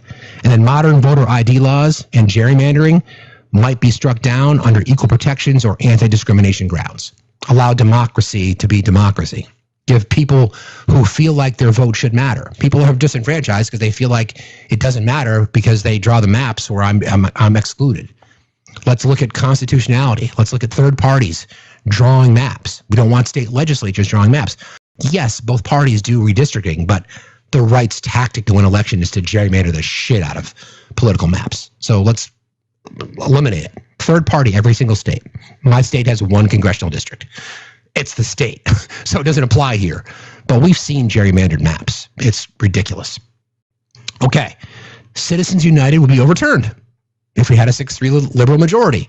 A liberal majority would reverse Clinton Citizens United versus the FEC, allowing limits on corporate and dark money in elections. Campaign finance laws would be upheld or expanded, shifting influence away from billionaires and super PACs. We just went through that exercise. Climate action, backed by judicial power. This what-if scenario is what if we had a 6-3 liberal majority. In contrast to the real-world decision in West Virginia versus the EPA in 2022, a liberal court would affirm the EPA's authority to regulate carbon emissions. Oh, I don't know, clean water, clean air, punishing polluters, not protecting them. Sounds like a good idea to me. And then broad regulatory power would be upheld across federal agencies, supporting clean air, supporting clean water, and protecting the climate. Wow, that's so fucking radical. Damn. Gun control upheld. Major rulings like District of Columbia versus Heller in 2008 and Bruin in 2022 might have been narrowed or decided differently. A liberal court would likely uphold the assault weapons ban, red flag laws, and universal background checks. See, this is how close we are. People like Mitch McConnell in particular, and voter apathy, people not turning out, not showing up to support Hillary Clinton, puts Amy Boney Carrot, Neil Gorsuch, and Brett Kavanaugh on the court, right? Mitch McConnell, the Heritage Foundation, the Federalist Society, all these groups influential in these tactics to manipulate elections so that they can have their conservative majority on the court, right? So here we are, right? In a slight change here and there. More voter turnout. More voter turnout in 2020. We're going to get to what if Kamala had won, and that's coming too as well. LGBTQ plus and gender rights cemented. Obergefell versus Hodges with 2015, same-sex marriage would still exist, but might have been decided earlier and then more broadly if we had a 6-3 liberal majority. Trans rights, workplace protections, and access to gender-affirming care would likely be constitutionally protected under equal protection or due process. Separation of church and state reinforced. A liberal majority would strike down religious displays in government spaces, school prayer laws, and laws that funnel public money into religious schools. Example, Carson v. Mackin would go the other way. Conservative Christian nationalism would face constitutional limits. Right now, they don't. We don't. And I know that the Christian nationalist movement will be upset by this, but I don't give a fuck. Really don't. You pray for whatever the hell you want. I don't care. But get your Christian nationalist bullshit out of my face. Stop forcing it down our throats. Stop indoctrinating us into your Christian nationalism. Thanks. And then criminal justice reforms favored. Sentencing reform, abolition of the death penalty, and racial justice challenges, for example, police misconduct cases, would get much more sympathetic rulings for victims. And then qualified immunity would either be narrowed or eliminated. Here. Structural impacts. Issue. Okay, Kipper. Executive power, strong checks on abuse, possibly upheld congressional oversight. Labor unions. Strengthened anti-union rulings like Janus versus AFSCME would be reversed. Corporate regulation. Agencies given wider latitude under the Chevron doctrine as opposed to having it taken away. And then court legitimacy. Conservative backlash likely, but strong support among progressives. Again, not that crazy, not that radical, just to imagine what it would look like. Again, these, of course, if you don't align in the things that we believe in, like a woman's right to their body, progressive funding towards social health care, massive spending, overfunding on public education, et cetera, everybody having their rights, government leave us the fuck alone. My mic is hot because of the dog. Sorry. Anyway, possible political backlash. Hold on a second. Please do keep tapping the screen and sharing the live, interacting with the live while Kipper is shouting for snacks. Thank you. They're still working on they're burying the lines in our neighborhood, and they're still working on it. It's going to be going all summer. Anyway, sorry about that. Conservative states might challenge court authority more openly, like nullification or resistance, if there was a 6-3 liberal majority. Republican lawmakers could try court curbing measures, budgetary limits, jurisdiction stripping. The idea of judicial restraints versus judicial activism would flip, with the right accusing the court of legislating from the bench. So sure, some of the same things would exist today, right? The right would likely be calling for expansion of the court, right? The right would likely be calling for more strict ethics rules, which, to be honest, I'm fine with because we should have them anyway. So, okay, no problem. Let's do it. And then the final takeaway. A 6-3 liberal Supreme Court would transform American life, restore rights erased under conservative rulings, expand protections for marginalized groups, reinforce federal regulatory authority, and then deepen democracy, and then weakening plutocracy. In short, less reactionary rollback, more progressive entrenchment. The battle would shift from the courtroom to the ballot box, where opponents would rally to reverse the tide, just as liberals do now under the Roberts Alito Thomas Court. So I think I salivate over that, right? I salivated because we haven't had a liberal court in 50 years. And we can see a lot of changes in our society are directly a result of the Heritage Foundation, the Federal Society, and others, the conservative,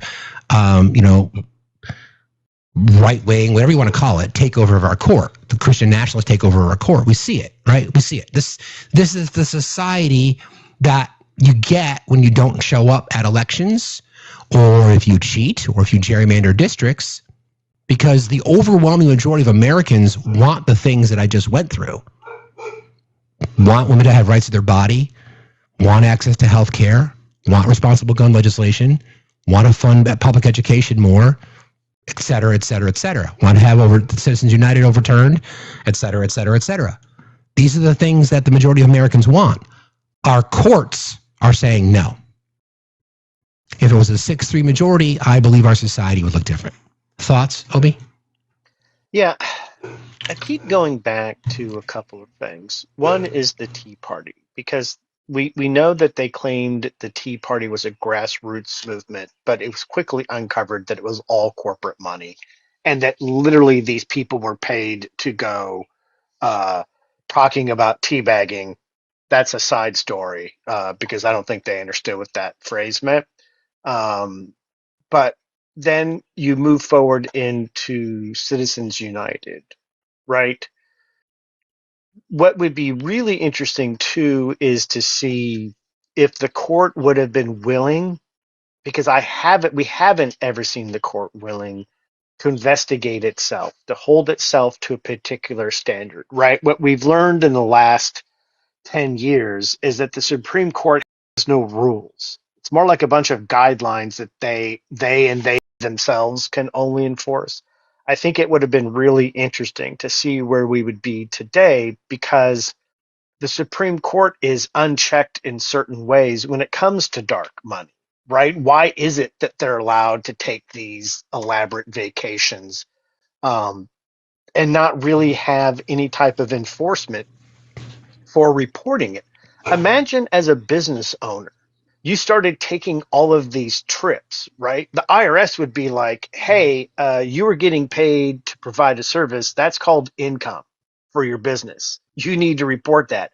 And yet the Supreme Court justices that have been taking these lavish vacations have never had to report any of it. And Jenny Thomas is the reason why the Tea Party exists. This is where that string gets pulled of political activism of a Supreme Court justice spouse, providing access to dark corporate money to rise up and start a movement. Without her, if there had been some kind of ethical mechanism that would have existed before this, she would have been shut down, and the Tea Party movement would not have come. She would have been investigated, and most likely she wouldn't have been convicted because of who her husband was, but I think she would have suffered some consequences, right? And I think consequences is really important, because Ginny Thomas, in and of herself, is solely responsible for not just the Tea Party movement, but the funding of buses for the Stop the Steal rally, right? Like, this woman is so incredibly corrupt, right? And her husband is a willful idiot, right? But he's not dumb. That's the thing. right? And I think it would be really interesting to keep pulling those strings, because this is where we really see the obvious movement into taking money to curry favor, because they don't care about us. Correct. They don't care about citizens, right? This is all just about amassing wealth and power. That's right. And it's because of Reagan that all of this happened. And what you just did is you just laid out Reagan is the reason why we're in the shit show that we're in, not only politically, but from a court's perspective. Correct.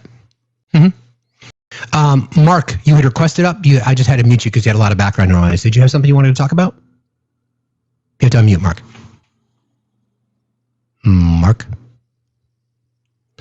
Mark going once. Mark going twice. Mark's off. Mark is off the mark. Let me bring up Eve. We'll get our daily dose of alliterations from our friend. Good morning, friend. Good morning. What a great theme for today's show. I love this topic. Me too. Me too. Thank you for saying that. There's some. We've got some other stuff we're going to get into too. But how are you? You good? I'm great. I thought I'd pop up and do our regularly scheduled mod announcement. Go for it. Great.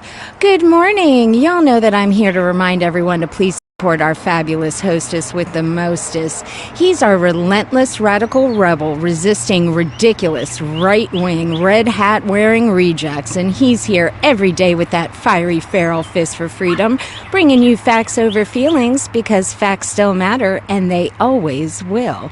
So if you have the means, let's help Facts meet his gift goal in subwaves. Subscriptions are a great way to show your support. You get access to emotes and sub-only events like our weekly raffle giveaway.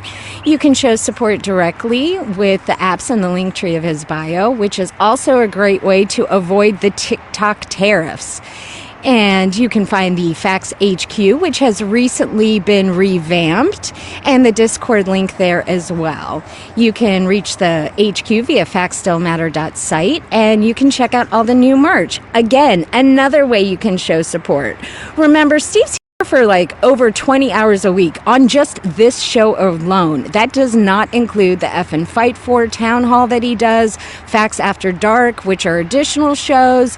He's here because of his unrelenting commitment to this community, and he's providing a platform for voices to be heard. So show your love. I'm encouraging you all to participate in the dollar donation drive. Really giving $1, it just adds up and it makes a huge impact. We've got a lot of folks that are asking for help in the mutual aid channel, and we want to be able to give back to our amazing community. And with your help, we can continue to make this the best community on TikTok. If you're just looking for that fun free forum for the Facts family to frolic, then Discord is the place. If the link in the bio doesn't work, try to copy and paste it into a browser or Google. That usually works, but if it doesn't, reach out to a moderator. We'll hook you up. When you join, please open a ticket. If you have questions about that, you can ask in the unverified lobby and we'll walk you through it. Now, if you haven't already, please click that follow or heart me up at the top of the screen next to Fax's name. You can join the team for the cost of a penny. You can do this every day and it helps the algorithm to keep us on the FYP. You can also send those 1-cent gifts like the hearts or the lightning bolt. That really helps the algorithm as well. But the main thing that we ask is for y'all to interact in the comments as well as tapping your little hearts out. It's always free to tap and share out the live. If you don't have any friends, you can just click the copy link. It works the same as a share and no one will be the wiser. After this live stream, head on over to YouTube or Twitch and subscribe to Facts Still Matter there as well. You can rewatch shows on YouTube for any information you missed. And subscriptions on YouTube and Twitch are free, just like following your favorite creators here on TikTok. Lastly, be kind, smile at a stranger, and have a fuck your feelings kind of day. Also, thank you, friend. Obi, yes? Good morning, my friend. Good morning. Thank you, Eve. We love you. I love you. Whee! Okay. Yes, all that. Thank you, guys. Thank you to Kyla. Thank you to, who else here? Thank Thank you to Benita.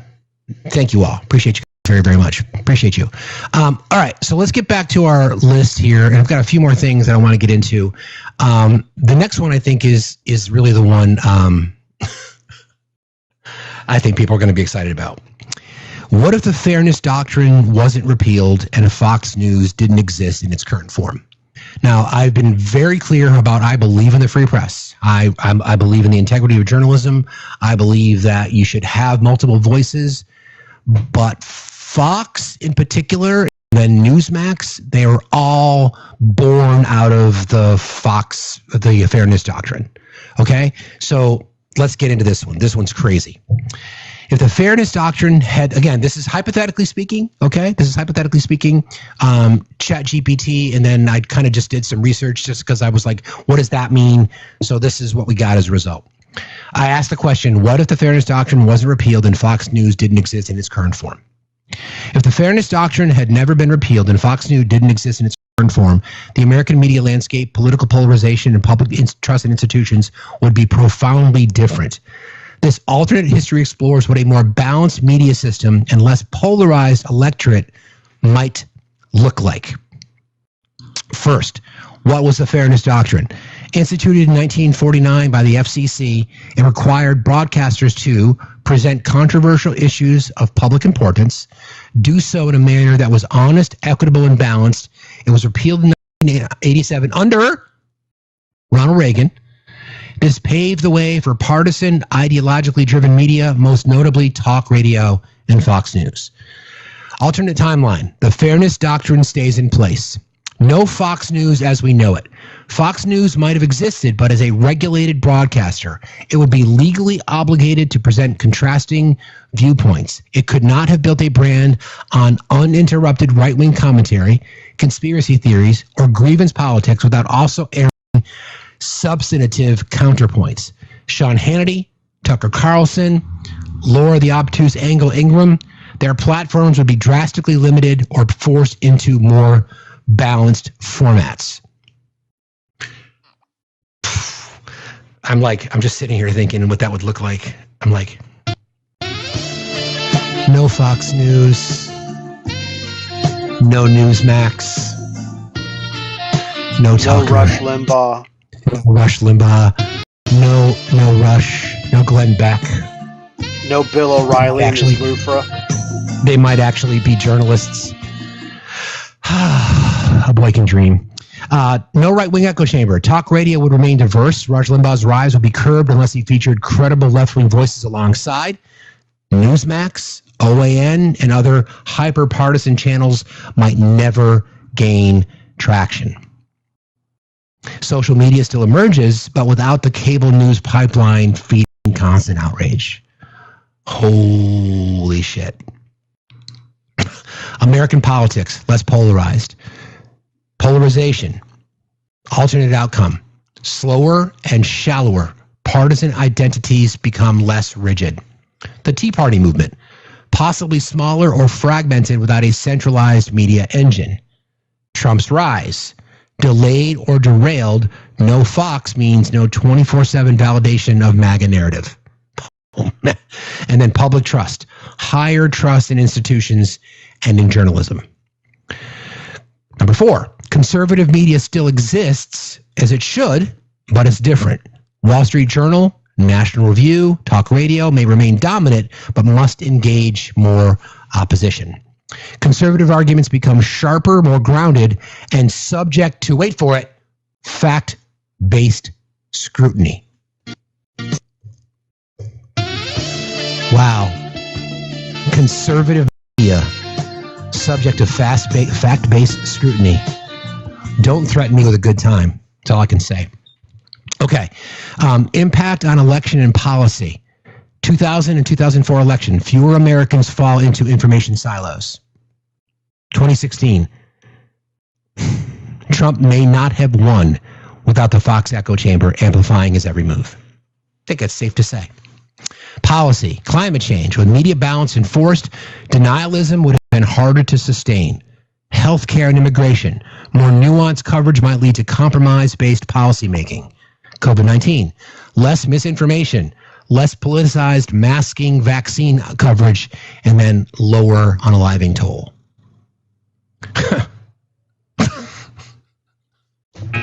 You've reached your limit on talking. Oh, I did? Okay. Climate change, healthcare, immigration, less misinformation, less politicized, more compromised. Damn. Legislative and fact checking. I know. Fact checking. Whew. If I only smoked. Legislative and cultural consequences. Congress might face more pressure to act on consensus issues. Congress, in other words, would do their job without the constant pressure of the misinformation, disinformation superhighway. The rise of QAnon, birtherism, stop the steal, vaccine paranoia might never have reached its critical mass. Yeah, my account would be called Facts Never Stop Mattering. Good point. Culture wars, still present, but tempered by exposure to opposing views on air. So sure, there's always going to be culture wars, but that's the entire, when the right criticizes the left for identity politics, that's their entire game. Their entire echo chamber is about identity politics. Trans this, trans that, et cetera, et cetera, et cetera, et cetera. Their entire game is rooted in identity politics. So yeah, it would still exist, and their culture wars would still exist, but not like they are now, because they're used.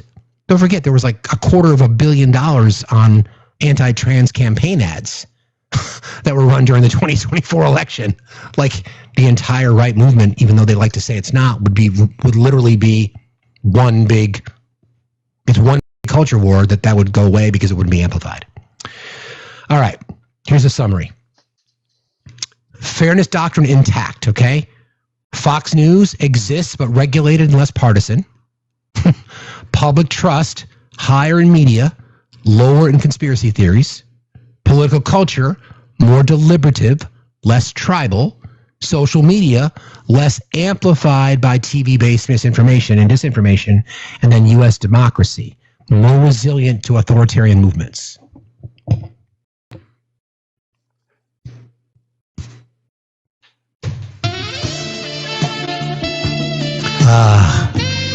A world where the truth matters. Less amplified hate and rhetoric and conspiracy theories. Higher trust in the media. Lower conspiracy theories. Again, don't threaten me with a good time. Final take. If the fairness doctrine was never repealed, America might be a country with more informed and less divided citizens. Fewer partisan media empires controlling public discourse. Fox News in this timeline. You ready for this? Everybody ready? Fox News in this timeline might resemble PBS NewsHour with a conservative edge, not a machine for grievance-driven populism. What?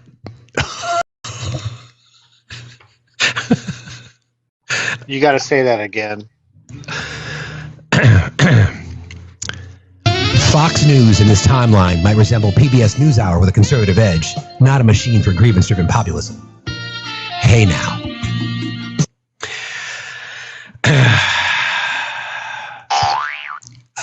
Listen. Could you imagine? Again, I know. I want PBS. I know my exactly. I know my brother would agree with me. I want opposition voices. That's how you have a functioning democracy. How you have legitimate political discourse. But when we like we discussed earlier, when Jess joined at the beginning of our show today, that Necessary Conversation podcast, Mom and Dad, Bob and Mary Ellen are they are red pilled beyond imagine. They have drank the Kool-Aid because they live in a world where Newsmax, OAN, Fox News just pepper them with misinformation, disinformation, and lies. So imagine how that conversation would be for all the people that we speak to, right? If Fox News just didn't exist the way that it does. We could talk about all the other ones, but Fox in particular.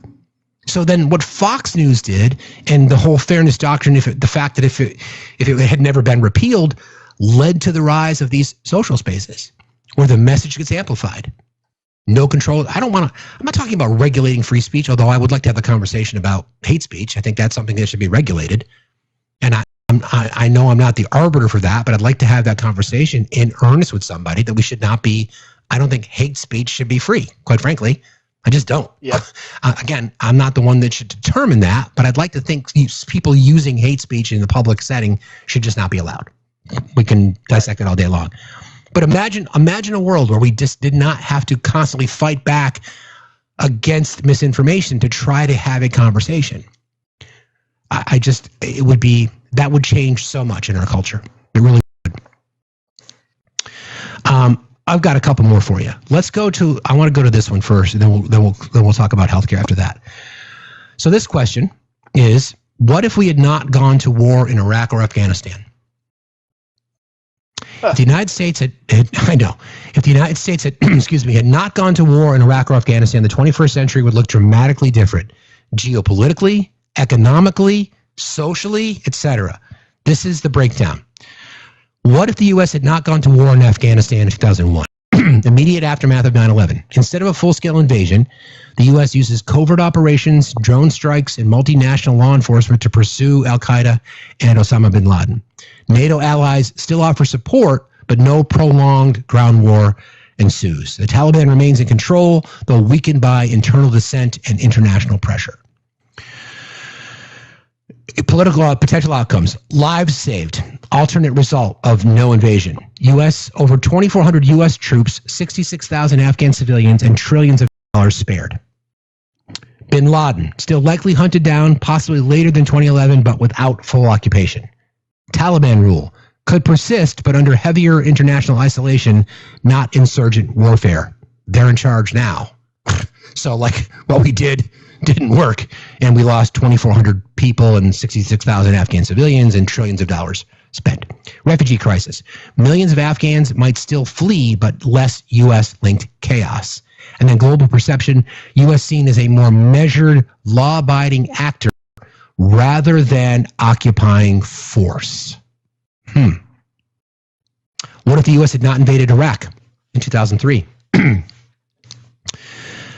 Based on false intelligence told by whom? Bibi. The U.S. and allies do not act on faulty claims of WMDs. Saddam remains in power, brutal but contained by international sanctions and inspections. No rise of ISIS, which emerged from the power vacuum post-Saddam. Potential outcomes. ISIS may never have formed or forms as a weaker regional group, not a global caliphate. The Iraq Civil War, averted or delayed, hundreds of thousands of lives saved. U.S. credibility, preserved trust in U.S. intelligence and alliances. Iran's power remains more contained, Iraq not handed to Shia-aligned militias post-invasion, and then global terror. Without Iraq, U.S. doesn't become a recruiting tool for jihadist propaganda. Right? Economic and domestic impact, combined Iraq and Afghanistan. Staggering. This shit is crazy. U.S. would have saved $8 trillion in direct and indirect war costs. That money could have been used for, infrastructure, education, climate policy, veterans health care, public funding of education, universal health care, deficit reduction, etc., etc., etc.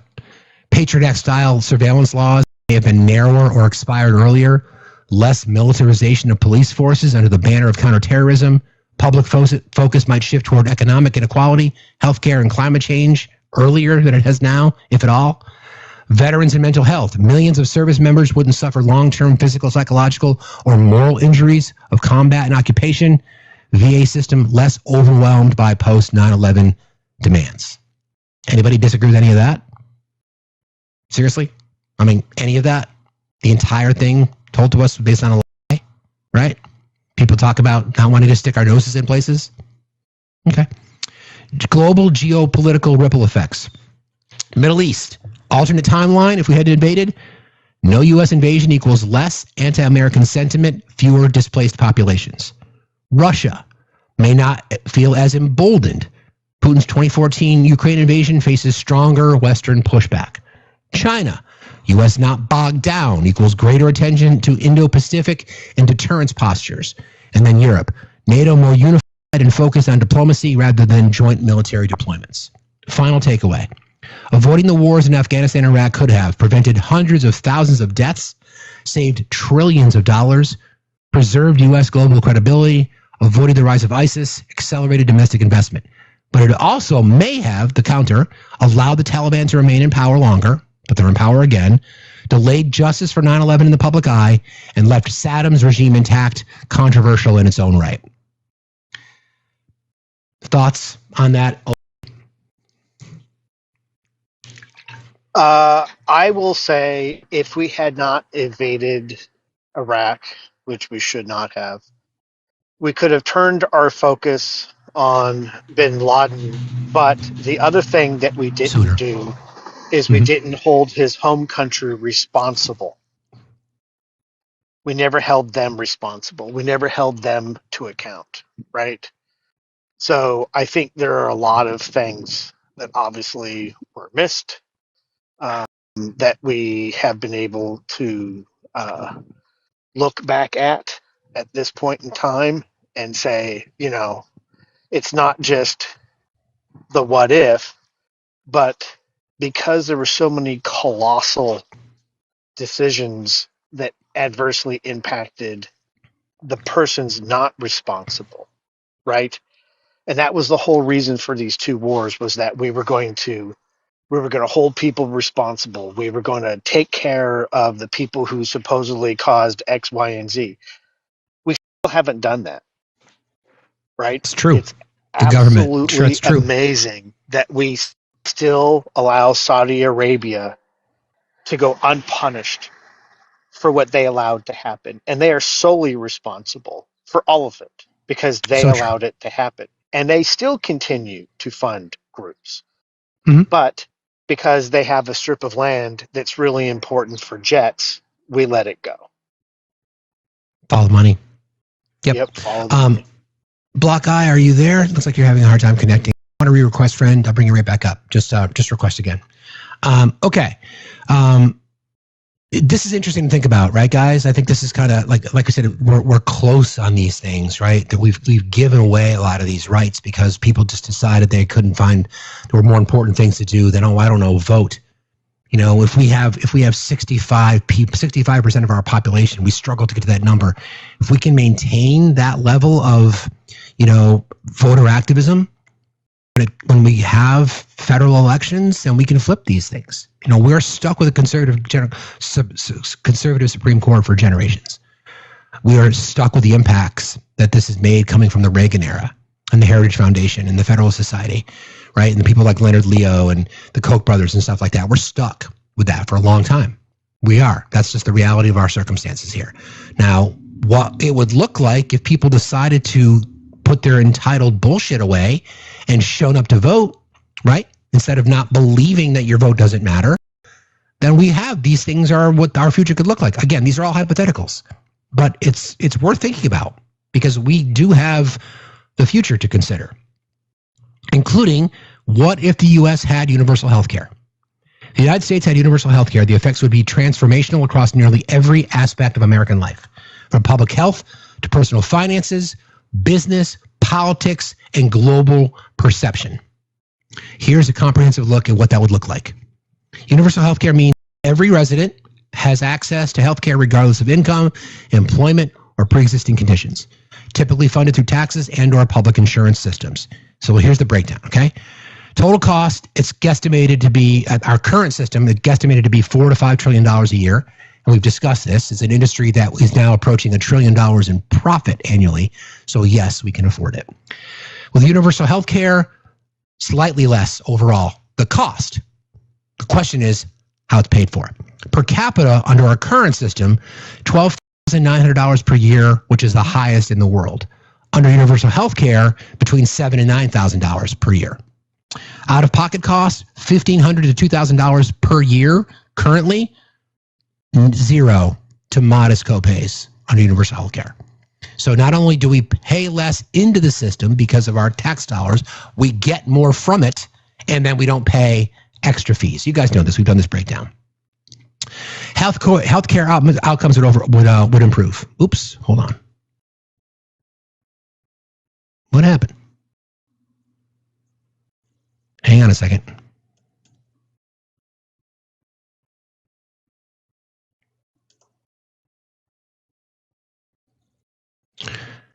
Hang on. Did I just lose it? Oh, that's a drag. Hang on a second. Let's go here.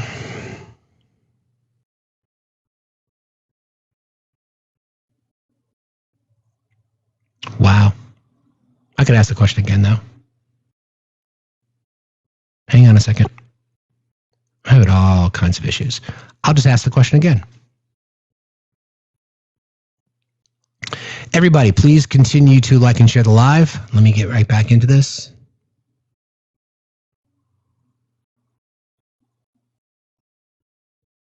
What?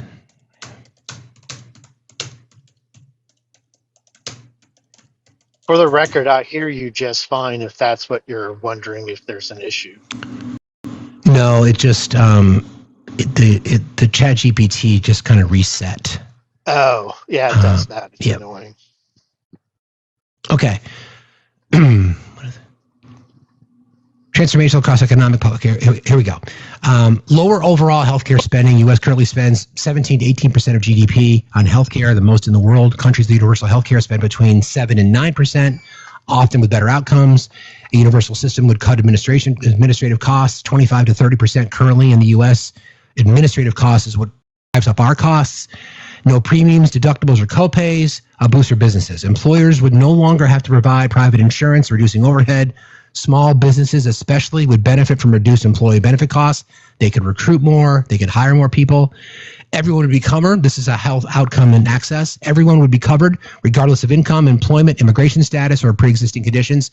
I believe that every human being on earth, every single human being on earth should have access to universal health care. Everyone. I believe every human being should have access to food, water, shelter, and health care. Every human being on earth. I don't care where you live. I don't care where you come from. I don't care what you look like. I do not care. Every single person on earth. And if you don't feel that way, what the fuck is wrong with you? Like, seriously, what's wrong with you if you don't agree with that? We know what's wrong with you. The things that we've gone through already today. The fairness doctrine and Fox News and Ronald Reagan. That's what's wrong with you. Because you were told that socialized medicine is commies. And if we give, that means if you get socialized medicine, then that means brown skinned people get it too. And they're waste, fraud, and abuse. And they're abusing the system. No. Yes, taxes would increase, but most Americans would pay significantly less overall than they currently do because there'd be no more premiums, no more deductibles, and no more surprise bills. Don't forget, we are first in cost, 42nd in outcome. So what we have now doesn't work. And what we have now is bankrupting Americans. I'm in a weird position right now.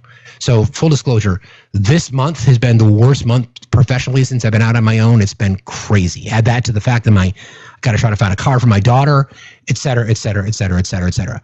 And in my state, I'm in this weird sort of, I'm not poor enough to take advantage of statewide benefits. So I'm now with the ACA under threat with the Republican bills. I could be without insurance here within the next couple of months. Nuts. And I'm not unlike a lot of Americans who fall in that same category, right? Too poor to well, the line is they want people to work. I work, I bust my fucking ass trying to save my business. Bust my ass. But when you're a small business owner, you only have certain options, right? You only have certain things you can do. The amount of stress that would take off my head, because I injure my kids as well. My oldest will be eligible for his own insurance next year, but it's costing me so much money. 65% of what I make monthly goes to support my health insurance and my kids. That's nuts. Remember the scenario we talked about before about how single moms will get their 6 to 8 weeks of maternity leave if they're lucky, right? And then they go back to work. They put their newborn in childcare because there's no childcare available. It's incredibly expensive. So mom goes back to work so she can have insurance. And every dime that she earns while she's there goes to cover her childcare. What the fuck is that?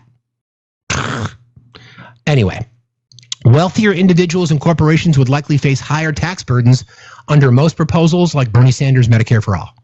You make more, you pay more. People have been throwing out this idea of this flat tax. And conceptually, if we all started at zero, sure, I like the flat tax. No problem. No problem. And then your tax at the same rate. If we all started at zero. The problem is 10% for a billionaire means a hell of a lot less than 10% for somebody making $50,000 a year. That's why we can't have the flat tax. All right. Industries affected under what if the United States Medicare for All. Private insurers would shrink dramatically or be eliminated entirely under a single player plan. Say it with me now. Aw, I'm sorry. I'm sorry. Sorry you work for an industry that's been ripping people off. Pharmaceutical companies would face stricter price negotiations and controls. Hallelujah. Collective bargaining. The power of 350 million people negotiating drug prices. That's collective bargaining. That's why it would work. And then hospitals and doctors may receive less per procedure, but save on paperwork and billing staff. No medical bankruptcies. Currently, over 60% of U.S. bankruptcies involve medical debt. Higher worker mobility. People could change jobs without losing health insurance. Job lock would end. Public health gains. More vaccinations, preventative care, mental health services, vision, dental, all of it. Drawbacks and or challenges. Transition costs could be high. That's true. The period of transition, sure. No doubt about it. You might see your taxes go up while you're still coming off of your private insurance, but it's an investment, right? It's an investment. It's for the future to make things better for generations to come. Resistance from powerful healthcare lobbies like insurance, pharma, for-profit hospitals, sure. Wait times might increase for non-emergency specialty care depending on your system. I don't necessarily agree with that one. And I researched this. Our average wait time is currently higher than it is in most countries who do have Western socialized medicine. So I wait now. Like I've got to go get my I've got a little arthritis in my hip and I'm scheduled for an appointment and I've been canceling it and pushing it off because I don't want to pay the out of pocket. But they tell you because it's non-emergent, 4 months, contact us, call us back in September. We already wait. So again, part of the right-wing echo chamber funded through super PACs and dark money wants to tell the constituents that socialized medicines mean you'll be waiting for years. Nope. Nope. Political difficulty. Deeply polarized views, even though polls show majority support for some form of universal coverage. In a nutshell, coverage. U.S. system. Roughly speaking, 9% of the population is uninsured. 30% of the population is underinsured. I fall into that category. Universal health care, everybody's insured. Funding, private premiums and taxes. So we pay now. Don't forget, we pay into Medicaid, Medicare. Taxes only, universal health care. Cost individuals, very high out of pocket. Universal health care, low or none. Health outcomes, mixed, often worse than our peers because people don't seek treatment because it's always reactive. Improved with better access for universal health care. And then total national cost, we are the highest globally as far as westernized nations, and we would be significantly lower overall. Like I've said before, you cannot make an economic or social argument against it. That's sincere. If you could, I would delete my account. All right. Let me do one more here. If anybody has one that they want to run, I want to do what if Hillary Clinton had defeated Donald Trump? That's our next one.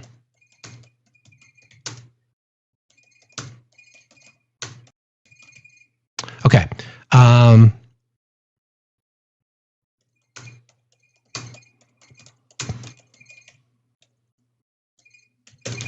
I gotta oil that. Oh, good. Okay, here's the next one. Okay. Thank you, Heather. Appreciate you. Thank you so much. If Hillary Clinton had defeated Donald Trump in the 2016 presidential election, the U.S. and arguably the world would have experienced significant differences in domestic policy, global affairs, and political culture. While we can't predict everything with certainty, based on her platform, experience, and likely coalition, this is the what-if scenario. Supreme Court. Merrick Garland likely confirmed in 2016, preserving, at least at that time, a 5-4 liberal majority on the court. More decisions like Dobbs v. Jackson, which overturned Roe, likely would not have occurred. LGBTQ plus rights, voting rights, and environmental regulations would likely have been protected. We went through the list of Supreme Court, what a liberal majority in the Supreme Court would look like. Okay? Healthcare. Clinton planned on expanding the Affordable Care Act, not repeal it. Likely implementation of a public option, expanding Medicaid in holdout states, and then no repeal of the individual mandate, which would lead to fewer uninsured Americans. Not enough for me. I want universal health care, but a hell of a lot better than what we have now. No Trump tax cuts for the wealthier corporations. Higher taxes on top earners and capital gains. More IRS enforcement. Infrastructure investment likely, but climate conscious, not fossil fuel heavy. Loopholes, limiting access to assault-style weapons would likely have stronger federal action on gun violence prevention after mass shootings. Social policy. Immigration reform efforts, possibly with a path to citizenship, maintain DACA, and likely expanded protections for Dreamers. No travel ban on Muslim majority countries. Again, Hillary Clinton is a moderate Democrat. I don't want any more moderate Democrats. I don't want any more. I want progressives. This is just a what-if scenario, right? What if more Americans could have accepted the fact that we could have elected a woman? What if Fox News didn't exist to fuel all the anger, the resentment towards Hillary Clinton, to create lies about her, et cetera, et cetera, et cetera. So this is a scenario. Foreign policy, Russia and NATO. Far more adversarial stance towards Vladimir Putin. Yeah, that's a big one. Continued strong support for NATO and sanctions against Russia for Ukraine-Crimea interference. Likely quicker, stronger aid to Ukraine following the 2022 invasion. Yeah, agreed. Iran nuclear deal. The JCPOA would have remained intact, avoiding the breakdown under Trump, likely would have prevented escalation in the Iran-U.S. standoff that we're seeing today. Okay? China. Continued a tough diplomatic approach, but no full-blown trade war on erratic tariffs. Stronger multilateral pressure on China over human rights and trade practices. Climate change. U.S. remains in the Paris Climate Agreement. Major climate policy passed early, possibly a cap in trade on carbon tax systems, and then federal support for renewable energy would expand significantly. And then the political landscape and culture. Okay? So those are all policies. This is more about the political landscape and the culture. Polarization.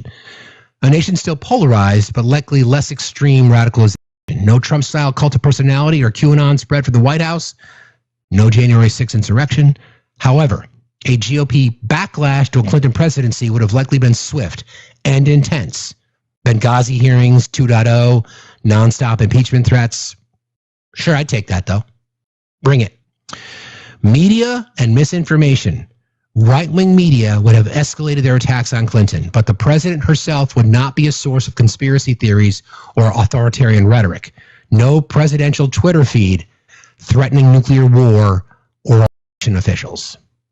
Investigations, ongoing pressure, and possible probes into Clinton Foundation, Benghazi, or emails, but with less institutional chaos than the Trump era. Possible GOP effort to impeach Clinton during her term. That's fine. It's fine. No problem. C-19 response. Had she been reelected in 2020, earlier, stronger federal response, mask mandates, testing infrastructure, and faster vaccine rollout. Likely fewer unalivings and more consistent public health messaging, stronger global coordination via the WHO and the CDC. All right, here's like the key differences. In the area of the Supreme Court, Trump presidency, 6-3 conservative, Clinton hypothetical, likely 5-4 liberal majority. Roe v. Wade overturned under Trump, remains intact under Clinton. Taxes cuts for the wealthy under Trump, higher on the wealthy under Clinton. Foreign climate, Paris Agreement exited under Trump. U.S. remains engaged under Clinton. Foreign policy, America first, chaotic alliances under Trump. Multilateral stability under Clinton. Russia accommodating is, to put it mildly, under Trump, confrontational under Clinton. Social unrest under Trump. MAGA, Authoritarian rhetoric, J6. Under Clinton, it's GOP outrage, but no coup. So, what have we learned today? The what-if scenarios that I described oftentimes are related to things that we didn't fight for enough. We didn't fight for our democracy. People just stayed at home. We didn't fight for pushing our elected officials to talk about getting rid of Citizens United. We didn't push for it. We accepted most of this was before our voting age, but we accepted the fairness doctrine bullshit connected to Ronald Reagan and the rise of Fox News. And all of this is related, to Reagan era politics and the culture wars. And here we are, right? Here we are now. Here we are in 2025 with more lies being told through right-wing echo chambers and the responses being twisted and turned and saying, oh, well, this wouldn't have happened if Trump were in the White House. Well, he's in the White House. Well, he's only doing this to get rid of Iran's nuclear potential. Well, now he talk about regime change. Well, it's regime change is necessary because if we don't do that, then they're just going to get worse and worse and worse. So where do the lies stop? Where does the misinformation and the disinformation stop? You asked the question, Cam. What can we do now? Glad you asked. Vote. Be involved. Stop looking for perfection. You're not going to find a perfect candidate. You're not. You're not going to find a perfect solution, but you're going to vote and you're going to encourage your neighbors to do so. And you're going to go to more No Kings protests and you're going to go to more 50501 protests and you're going to contact your elected officials and you're going to call them every single day and you're going to write letters and you're going to use your voice and you're going to cause good trouble and you're going to get in people's faces because authoritarians win because they don't think the masses will respond. How do you deal with a bully? You confront a bully. And people on the left, the people that have been fighting for human rights, sorry, got to fight dirty. I do respect Michelle Obama. When they go low, we fucking go lower. I can say that comfortably in my privilege because I can go anywhere. I can go to any environment and feel totally safe. And I know that these fights often cause harm that's already been inflicted on marginalized communities, but every single time, I say this a lot, every single time we ask black women to show up, they fucking show up to defend the rest of us. And what do we do collectively? Where's that chart again? I'll show you. What do we do collectively? We being white men, disappear. Right? We disappear.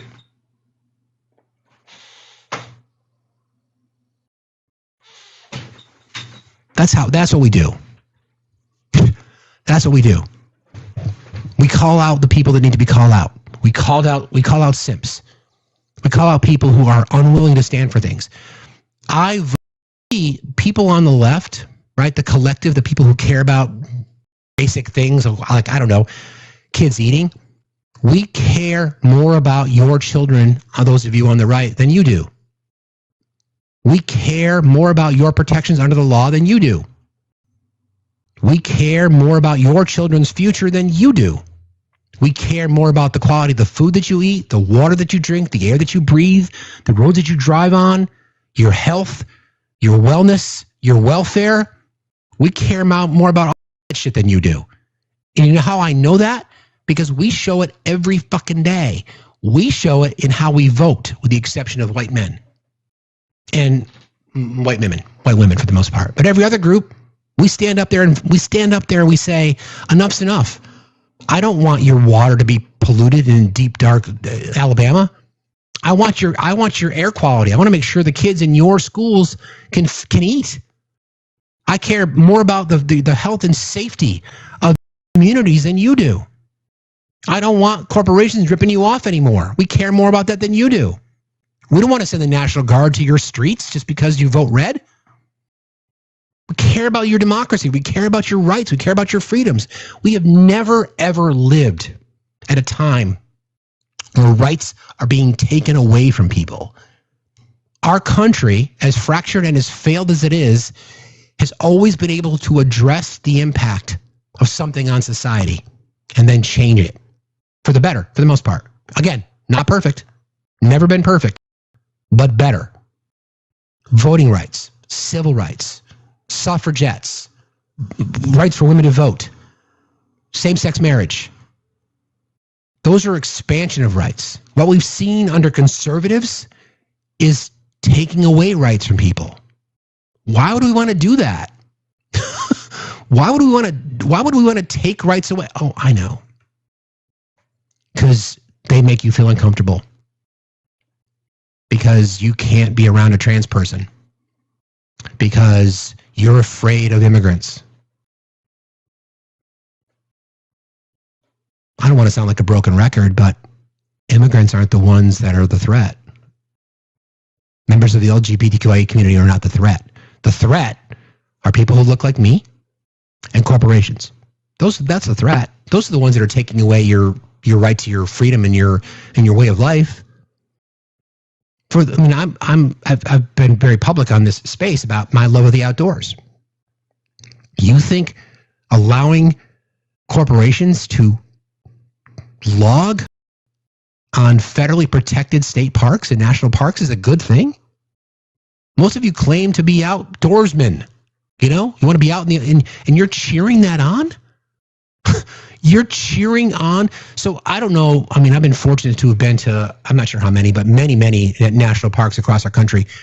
There are some of the most beautiful places on earth in our nation. Beautiful. Yosemite, Yellowstone, Everglades. I mean, it's amazing. It's amazing. The northern Rockies, the Cascades, the Northern Plains, incredibly beautiful. Some of the headwaters, gorgeous. And now Glacier, Green Mountain, I live on the edge of a national park. Incredibly beautiful. And you're now cheering on Trump for allowing his corporate lobbyists and his billionaire cabinet members to log and to drill? We care more about your kids being able to see things like Old Faithful or like El Cap or Half Dome. What? I read that. I'm like, what? Really? We're going to add that to the list of things now that we have to protect? And you're okay with that all of a sudden? Why would you be okay with that? Amazingly enough, Mike Lee tried, and people in his own party called him out. I know. He tried slipping that little piece of language into the big, beautiful pile of crap, where basically 80% of Utah would be sold off. It's like, what's the point? Here's where we know it's about the cruelty for Mike Lee. We know that as a matter of historical fact that the Mormon cult has claimed all of these ancestral connections to Native and Indigenous peoples, which is not true, right? And we know that in Utah in particular, it has been incredibly brutal for Indigenous people. Absolutely. This is not about anything other than the continuing punishment of Indigenous people, right? The wanting to wipe out and whitewash the history. That's what a lot of this is really about. It's beyond cruelty, right? I find it interesting that the right, who consistently puts in our faces their devout evangelical Christianity, while ignoring the fact that God commands you all to be stewards of the earth and to take care of it. So how do you square that, Christian right? Oh, I'm sorry. Perhaps that part of the Bible fell out. Perhaps that one page is missing from your particular version, right? It's going to change his back. On that topic, I want to address the executive order that was signed. Let me change it to this one. Sure. The executive order entitled "Restoring Truth and Sanity to American History." This was signed on March 27th of 2025. Maybe they used the auto pen. Who knows? But I found this this sound from this person who's addressing this. SF Gate is the person on Instagram. But this speaks to exactly what it was that we were just talking about, not just the potential destruction of our sacred spaces. I consider them sacred. I hope many other people do, because they should be considered sacred because of not only their geographical history, their cultural history, but just how amazing they are. The executive order, again, it's called "Restoring Truth and Sanity to American History." I'll play the sound for you, and then we can discuss it. President Trump's efforts to remove negative depictions of U.S. history have hit historic sites across the country. In the wake of the Trump administration's Restoring Truth and Sanity to American History executive order from March, national parks have begun posting signage prompting people to report, quote, signs that are negative about either past or living Americans or that fail to emphasize the beauty, grandeur, and abundance of landscapes and other natural features. One place this sign has been installed is the Manzanar National Historic Site, where the U.S. government incarcerated over 10,000 Japanese Americans during World War II. Other federally protected sites include Tule Lake National Monument and Port Chicago Naval Magazine, both of which tell the story of state-sanctioned discrimination against marginalized groups. The executive order argues that museums like the Smithsonian and other public history projects have artificially framed American history as inherently racist, sexist, oppressive, or otherwise irredeemably flawed. However, critics claim the order aims to suppress well-documented historical injustices. In addition to the signs, the Department of Interior has begun cataloging monuments and markers removed since 2020 to potentially reinstate them if they think they were removed based on partisan ideology.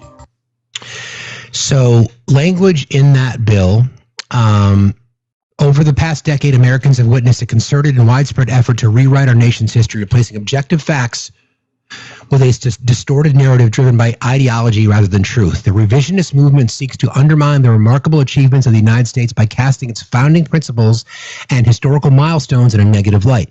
Under this historical revision, our nation's unparalleled legacy of advancing liberty, individual rights, and human happiness is reconstructed as inherently racist, sexist, oppressive, or otherwise irredeemably flawed. Once widely respected as a symbol of American excellence and a global icon of cultural achievement, the Smithsonian Institute has, in recent years, come under the influence of a divisive, race-centered ideology. This shift has prompted narratives that portray American and Western values as inherently harmful and oppressive. For example, the Smithsonian American Art Museum today features, quote, "The Shape of Power, Stories of Race and American Sculpture," an exhibit representing that societies, including the United States, have used race to establish and maintain systems of power, privilege, and disenfranchisement. The exhibit further claims that sculpture has been a powerful tool in promoting scientific racism, and promotes a view that race is not a biological reality, but a social construct, stating race is a human invention. The National Museum of African American History and Culture has proclaimed that hard work, individualism, and the nuclear family are aspects of white culture. Quotes, "Hard work, individualism, and the nuclear family are aspects of white culture." The forthcoming Smithsonian American Women's History Museum is on celebrating the exploits of male athletes participating in women's sports.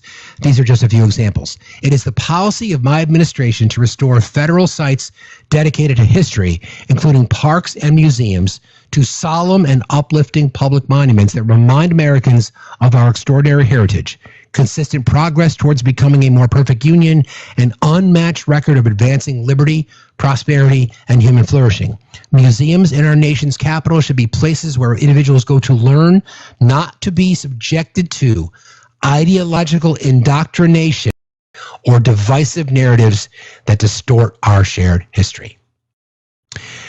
So, when you are removing books, when you are taking names off of buildings, when you want to basically erase the Enola Gay from history because of the word gay, and you're passing policies that you want to rewrite our own history, when you have some of the things that we discussed today, When you have the right-wing echo chamber, Newsmax, Fox, social media spaces, using language like this to say that this stuff is harmful to the American children.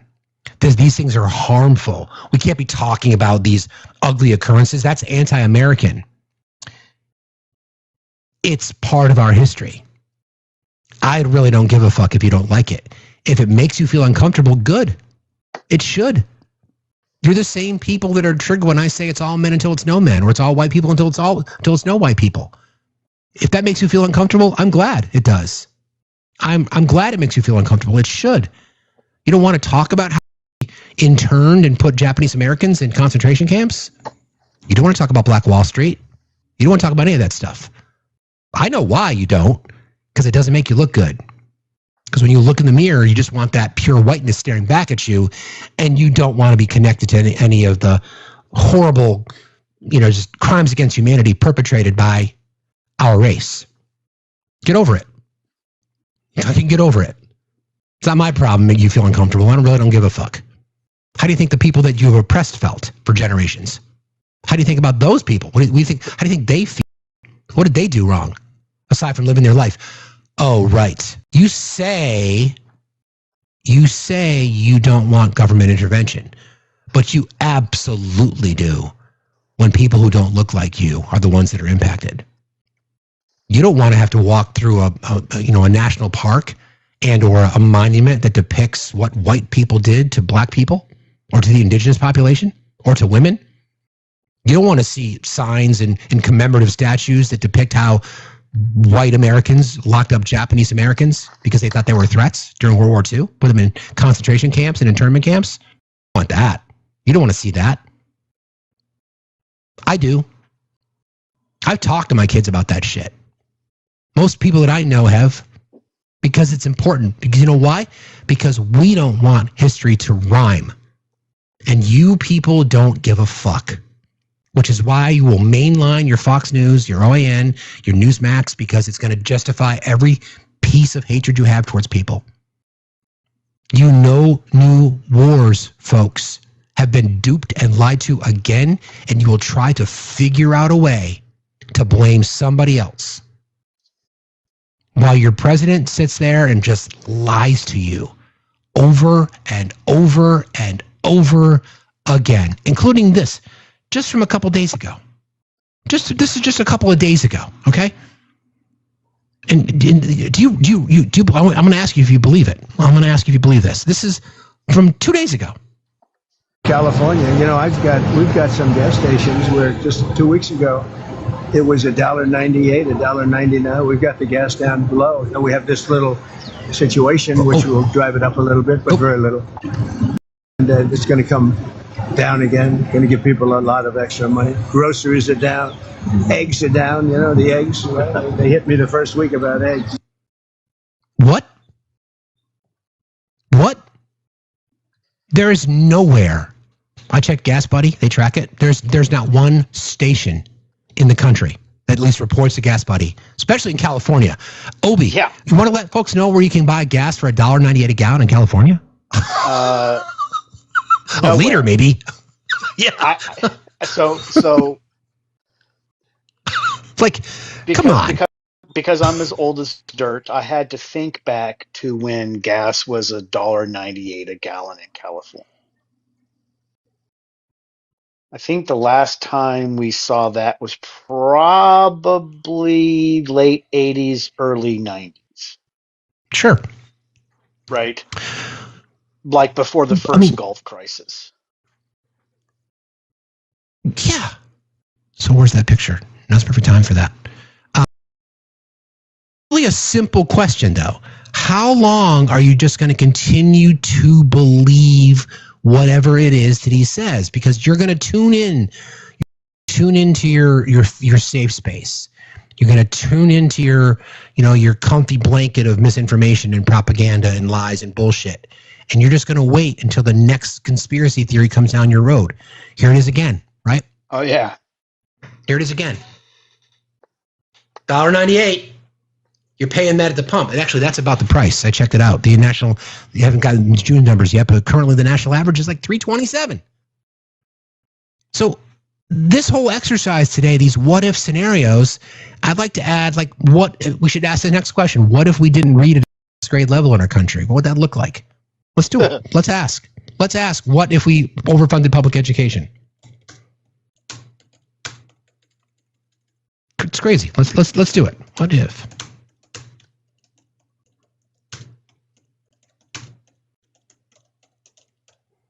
Okay. Let's see what that looks like. Because a lot of this is based on just the fact that people just don't want to read, or always case, go to the library. Yeah, 359 Chicago. I mean, I paid over $4 for super premium that I put in my motor now. It seems to be the only thing that's keeping it running. If the U.S. radically overfunded public education, the impact could be transformative, socially, economically, and politically. Here's what this might look like. Again, I haven't even read this. I've just popped it into the machine. What overfunded could mean. Let's imagine a system where schools are lavishly resourced. Teachers' salaries rival engineers and doctors. Every student has access to universal pre-K, small class sizes, mental health support, and post-grad pathways. Public education is seen as a pillar of national strength, not a political battleground. Likely outcomes. Academic achievement would skyrocket. Smaller class sizes would mean more individualized attention. Higher teacher pay would attract the top, reducing turnovers. Better facilities, materials, and tech would mean closing the digital and resource gap, and then more time for enrichment, arts, and hands-on learning, not just teaching to the test. Teaching becomes a top-tier profession. Competitive salaries and benefits would draw high achievers into education. Advanced training, mentorship, and time for planning would be built in. Prestige and retention would rise, mirroring places like Finland, Denmark, and Singapore. Remember, we did our comparative a couple weeks back on Finland. Global competitiveness would improve. The U.S. lags in international rankings like PISA, especially in science. Overfunding could close that gap, preparing a more skilled workforce. More investments in STEM, bilingual education, and vocational programs would lead to future-ready graduates. Economic return on investment. Educated populations tend to earn more, spend more, and need fewer social services. Over time, the U.S. could see lower poverty, lower crime, lower incarceration rates. Greater innovation and productivity would lead to more GDP growth. OECD studies show every dollar invested in education returns $7 in long-term economic gains. Every dollar spent earns $7. Every dollar we spend, we get $7 back. Equity would increase. Schools in poor districts would finally have the resources of affluent ones. Students of color and low-income families would benefit from real equality and opportunity. Rural and urban schools could offer advanced courses, arts, and support currently unavailable. Structural changes possible. Free universal pre-K, free college or trade school, expanded after-school and summer programs, school buildings modernized with renewable energy, modern tech, and community spaces, curriculum enriched with civics, media literacy, and life skills. Oh my God.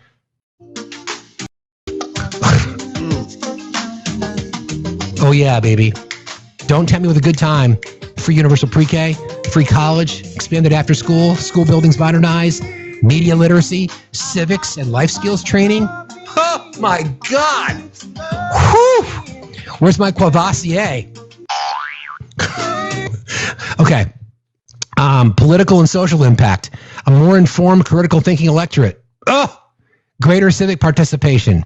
Less susceptibility to misinformation. A stronger sense of social cohesion and trust. Big picture.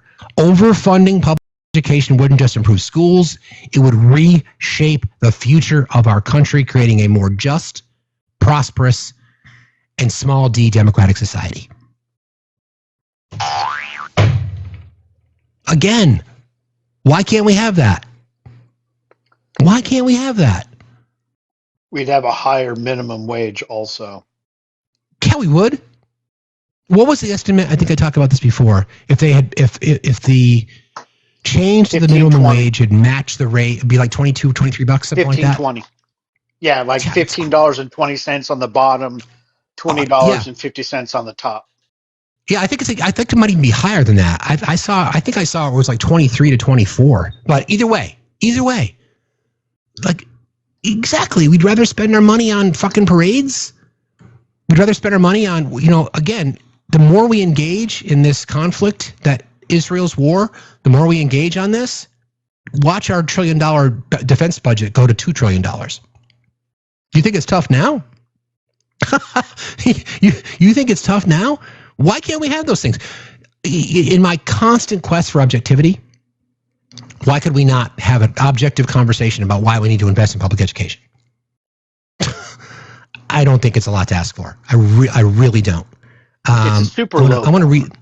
It's a super fucking low bar. It's a super low bar. But all this is related to what we talked about today. All this is related to this whole what if conversation, right? Hi, Victoria. It's all related. What if we just prioritize the things that we should? I'll ask you both. I think you both know the answer. Victoria, what do we prioritize in our country? Money. Yeah. And defunding things that can help to better people off. Make people billionaires in the military-industrial complex. That's kind of what we prioritize. Obi, would you disagree? No, it's exactly what we do. Yeah. So what if we prioritize things that matter? So in our quest for I'm going to read you something. I got this from Amy Dawn. This is from James Greenberg. I forget where it came from, but I want to credit James Greenberg. So this is my desire. As you guys know, I'm trying to find these objective conversations. Somebody just willing to say, let's look at this objectively. Let's look at the situation in Israel, Iran objectively. There's no evidence that we can find about nuclear boom booms, et cetera, et cetera, et cetera. Can you have an objective conversation even though you're a Trump voter? So this explains a lot. And just give me a minute to read this. Do you want to get to something, Victoria? Can you hang in there? Just as I can hang in for a second. I did want to talk about going back to campaign stuff, but go for it. Go for it. Because you were talking about it earlier, and I was going to hop up, and then I decided just to wait, let you finish everything. But this is so fundamental to why we have shit representation in the United States, because they keep working class people out. I literally had this conversation this weekend while I'm actively campaigning. Now, I went to 3 events this weekend. I did Juneteenth Pride and then went to a fish fry where I spoke. And so many people are like, I don't know how you do it. I don't know how you do it. How do you have the energy to, work a full-time job, be a campaign, have tiny humans, have foster animals? And I kept being like, we need better representation. I don't have a choice at this point. The choice is I can sit by, I can be comfortable in my whiteness and just sit in that privilege and just kind of hope for the best, or I can do something about it and make a better life for my children, make a better world for my children and my community. And when we're talking about campaign financing, this is why they make it so hard, because I'm expected to raise $3.5 million for my campaign. That's more money than I will ever see in my lifetime if I'm lucky. And that's what the number is to win my district. I did not raise that much money the last time. And in fact, I've been told multiple times that I need to be better about raising more money. And how do you do that as a working class person? How do you make that happen? How do I go in on go on a show, FactsStillMatter show, and say, hey, I know we're all struggling. Milk is getting more expensive. Eggs are getting more expensive. But if you can you throw me $10 to $200 so that I can, stand between you and losing your democracy? That is a hard fucking pitch to make. It is the hardest pitch to make. And as a working class person, I literally sit here and I'm like, how the fuck am I supposed to ask for money when I have to think about $5. I have to think about all those things. So, yeah, and I still have to make the pitch. I still have to be that asshole who makes the pitch, knowing what I know. And the only thing I can say to y'all is, if you want someone who's going to be angry with the system, who's going to fight the system, I'm your girl. Because I am over this shit. It should not be. I should be able to focus on the policies. I should not have to go into office and then immediately start fundraising for the next run for office. I should be able to represent you all. And yet here we are, because they've made it so that people like you and I do not have representation in office. And they don't want me in office, because I will fight back and I will be the outspoken asshole in the system. And that's what we need, because every time I talk to constituents, they hate the 20 years between themselves and democracy failing. Why can't we do that? Like, why can't I just do the job that I'm signed up for, not be a professional fundraiser? It's a really good point. And like the exercises that we went through today, like, what if we weren't in Iraq and Afghanistan? What if we had what if the fairness doctrine wasn't repealed, et cetera, et cetera, et cetera, Citizens United, et cetera, et cetera, et cetera. This is the symbiotic relationship that the conservative right wing has with domestic policy. All these things are related. They know the reason that they resist so much in terms of wanting to overfund public education is because they don't want the electorate to be informed of the things that they're doing. They don't want people to know our history. They don't want to talk about what a functioning society should look like and can look like. It's all part of the strategy. And they have played the long game brilliantly. And we've not been able to respond. People who are liberal leaning. And I don't, I'm proud. I'm a progressive. I'm a registered progressive in my state because I can be here, but I'm proud to be liberal. I am proud to be open-minded. I'm proud to be woke. I'm proud to be compassionate and show compassion and empathy towards others. I mean, that's not the insult. Being woke is not the insult they think it is. Let them fucking use it. Let them use it. And like I said, like we talk about every single day, it's the ability to try to find these spaces where our opposition can be objective. So I'm going to read you something from the author is James Greenberg. I can't credit him other than by saying that it's from James Greenberg. I'll find the source, but this is what he had to say. Let's be honest. Talking politics with a committed Trump supporter can feel like trying to argue with a bumper sticker. The slogans come fast, the facts don't. Disinformation isn't corrected. It's performed often with defiance or knowing amusement. You're not debating, you're witnessing allegiance. And maybe that's the real issue. We've treated these exchanges as if they're about information when they're really about identity. We think we're in a debate, but it's closer to a ritual, a performance of belonging, not a negotiation of facts. In some ways, we're witnessing the replacement of civic ritual with a political performance, where once people gathered to solve problems or deliberate, they now gather around grievance, bonding not over solutions but shared enemies. So what happens if we shift the terms? If instead of talking at them, we started talking with them? Where have you guys heard that before? Some gray-haired guy. Not about politics, about principles. Because trying to fact-check a worldview only hardens it. But asking someone what they truly believe about truth, about justice, responsibility, isn't a challenge, it's a mirror. And mirrors invite reflection. You might ask, do you think a leader should tell the truth, even when it's hard? Most will say yes. Then, what if someone keeps repeating things they know aren't true, just to stir anger or shut down critics? Is that strong leadership or something else? Now the conversation has moved. You're not sparring over court cases or election returns. You're standing next to each other, facing a deeper question. What do we owe each other as citizens? You can ask, what does freedom mean to you? Is it still freedom if only some people feel safe speaking up? Can justice survive if it only applies to the poor, not the powerful? At what point does loyalty start to erase accountability? You don't have to raise your voice. You don't have to names. You just have to care more about understanding than about scoring points. This isn't about winning. It's about planting something that might grow later. Questions that don't demand an answer now, but linger. The kind that return when the crowd disperses, when the headlines fade, when something doesn't sit quite right. Anthropologists are trained to enter unfamiliar worlds, not to agree or convert, but to understand.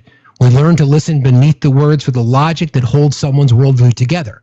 In these moments, we aren't debating policies. We're witnessing the deep stories people tell themselves about who they are, where they belong, and what is slipping away. Often, what looks like rage is rooted in fear of economic displacement, social erasure, or perceived humiliation. These are not just attitudes. They are effective structures that shape how people see the world. If we fail to acknowledge them, we mistake pain for malice. Seen this way, a conversation isn't a battlefield, it's a field site. And your questions are not weapons, but tools of inquiry.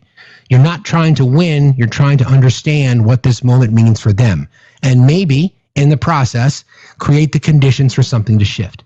We've seen what happens when politics become a test of loyalty and truth becomes a moving target. We've watched democracy hollow out, not through force, but through cheering. We've seen slogans replace substance and justice auctioned to the spitter. Words like freedom and truth now serve contradictory purposes, used to justify repression, exclusion, vengeance. In anthropology, we call this symbolic inversion. It allows power to wear the mask of virtue while eroding the institutions that once gave those words meaning. The way back won't be paved with takedowns or viral clips. It might begin with a question, quietly offered. Now, what's wrong? Not what's wrong with you, but what do you believe? And how will you know when that belief has been betrayed? You don't have to agree. You just have to be the first person who cared enough to ask and stayed long enough to listen. In that sense, listening is more than strategy. It's democratic practice. It insists that even in fractured times, people are more than their slogans. And that democracy, if it survives, will do so not only in the halls of power, but in the quiet, persistent act of choosing to hear another human being. Because in a time of noise, a real conversation is a kind of resistance. And in a time of lies, a good question might be the most revolutionary thing we have left. Again, gentleman's name is James Greenberg. Now, again, I've said this a million times. I am not at a point where I am going to reach out to engage that conversation. I'm just not there yet. But if there is a willingness of somebody to have that conversation, I will have it. I've been consistent about that from the beginning. If we want to move the needle here in our society, if we want people to understand that we have a fascist in the White House, that's not opinion, that is fact. We have an authoritarian in the White House. It's not opinion. That's a fact. We have to convince more people of that because I want universal health care. I want a taxation system that benefits the middle class and the poor. I want to guarantee those rights. I want the government to stay out of Victoria's magic portal, as she calls it. That's what I want. And to get there is going to take a lot of people. Because we've got to get progressives elected. We've got to get moderates to see that the majority of people in our country want these things too. And I just like that particular approach. Again, it comes from a place of privilege. I respect it. I know some people don't want to have anything to do with it, and I get it, and I totally understand. Which is why I want to take my show on the road, like literally. I've been thinking about this when I went in the woods this weekend. When I go camping, when I spend some time by myself, when I have my guitar and some 420 treats, and then I spend 150 miles on my motorcycle, I do a lot of thinking. It's a place where I can release a lot of stress. I am going through a ton of shit. My health is crappy. It sucks. My physical health sucks too at the moment, but I find myself in these moments of reflective peace. And I call it, I'm looking unexpected angels, and they show up to me in a variety of ways. And when I see things like conversations through TikTok, disingenuous as a lot of them can be, and people on the left can be disingenuous too. People on the left claim that they want to have conversations with MAGA, and all they do is scream at them when they come up. That's not being sincere. That's just performative bullshit. That's just platforming hate, in my opinion. I want to have conversation with people. I want to travel the country. I want to go to every Middlesex village in town. I want to sit down across the table from somebody. I want to use my fucking white privilege. I want to be able to go places where I can fit in and I can assimilate and have conversations with people. I really, really do. I don't have however many years I have left. Hopefully it's more than one. As many as I have left, I want to use my privilege. I want to use it. I want to get out there and talk to people. You can't do it here because you're limited by the algorithm. I love what I do. I love doing this and I work hard at it. It's become this thing for me. I wish I could make a living doing it. Wouldn't have to worry about that. I can't. I'd love to. I can't. And I'm not asking for people to support everything that I do, but I just think we've got an opportunity here to remind people of things that should matter. It should matter that we don't have universal health care. It should matter that children are going to starve because of perceptions of waste, fraud, and abuse so that billionaires can get more corporate tax cuts. It should matter that public lands that I cherish are going to be turned over to corporations and loggers. It should matter that we don't have regulations on clean water and clean air. That shit should matter. How do we get the message through?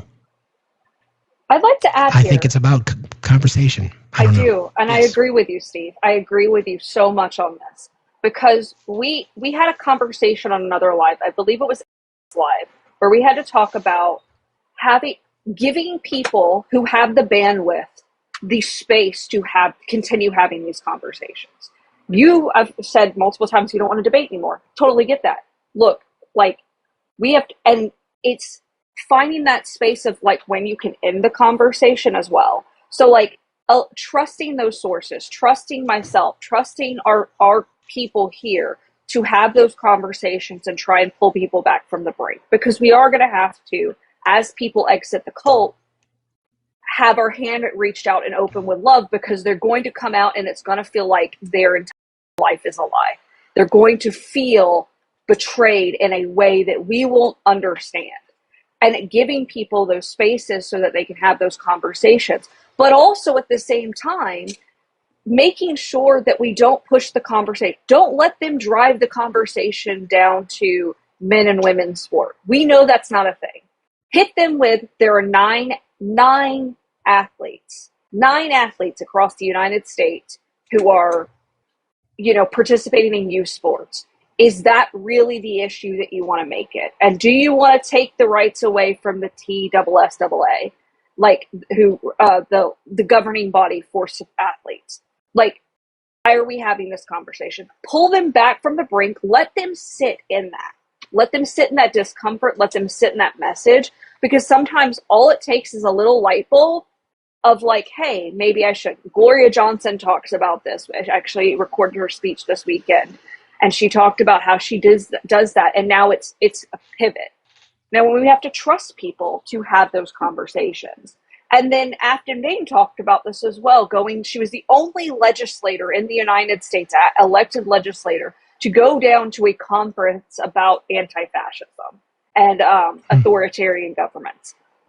She's also been tapped by the DNC to run for Mark Green's district. And her biggest thing is, I don't want to be a professional fundraiser. I have to raise something like $5 million for that seat. And I have to do it in 6 weeks and then do it again in a year when I have to rerun for that seat, because there's no she's not just going to keep that seat. She'll have to rerun in 2026. Make that shit make sense.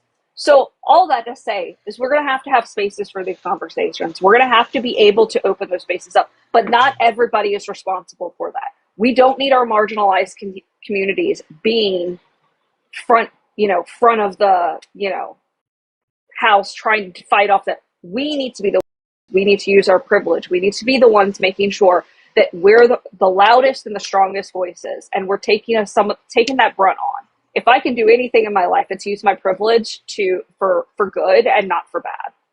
So.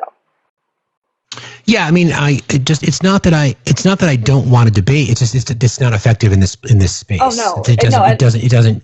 Yeah, I mean that's the issue. Like I want to have these conversations. Felicia and I have been talking about trying to have conversations, in the evening with people to be able to have just a different environment. Like it's just not productive. To your point, you're right though. Like there has to be, and I'm trying to be consistent here. And again, I'm not wavering. I am not going to be the one, nor should any of us who believe in prioritizing human rights be the ones reaching across the table.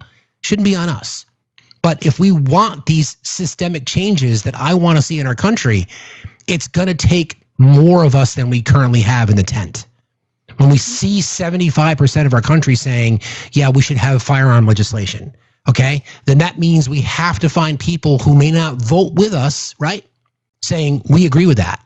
And I would push back on your conversation. One thing you said, Victoria, I don't even know if you have to have the conversation around men and women's sport. I would say, it's interesting that you care about that. I care about making sure that all kids in our country can eat. It's interesting that you care about that. I care about the fact that I want clean water and clean air. So I wouldn't let them even have any space for the conversation because it's irrelevant. It is absolutely irrelevant. Because if we can get some common ground on, this is my belief, this might be fantasy, because I'm always a glass half fuller kind of guy. This might be fantasy, but if we can get people to find common ground on an issue, like healthcare or like feeding kids, then the conversations about other social issues become easier to have.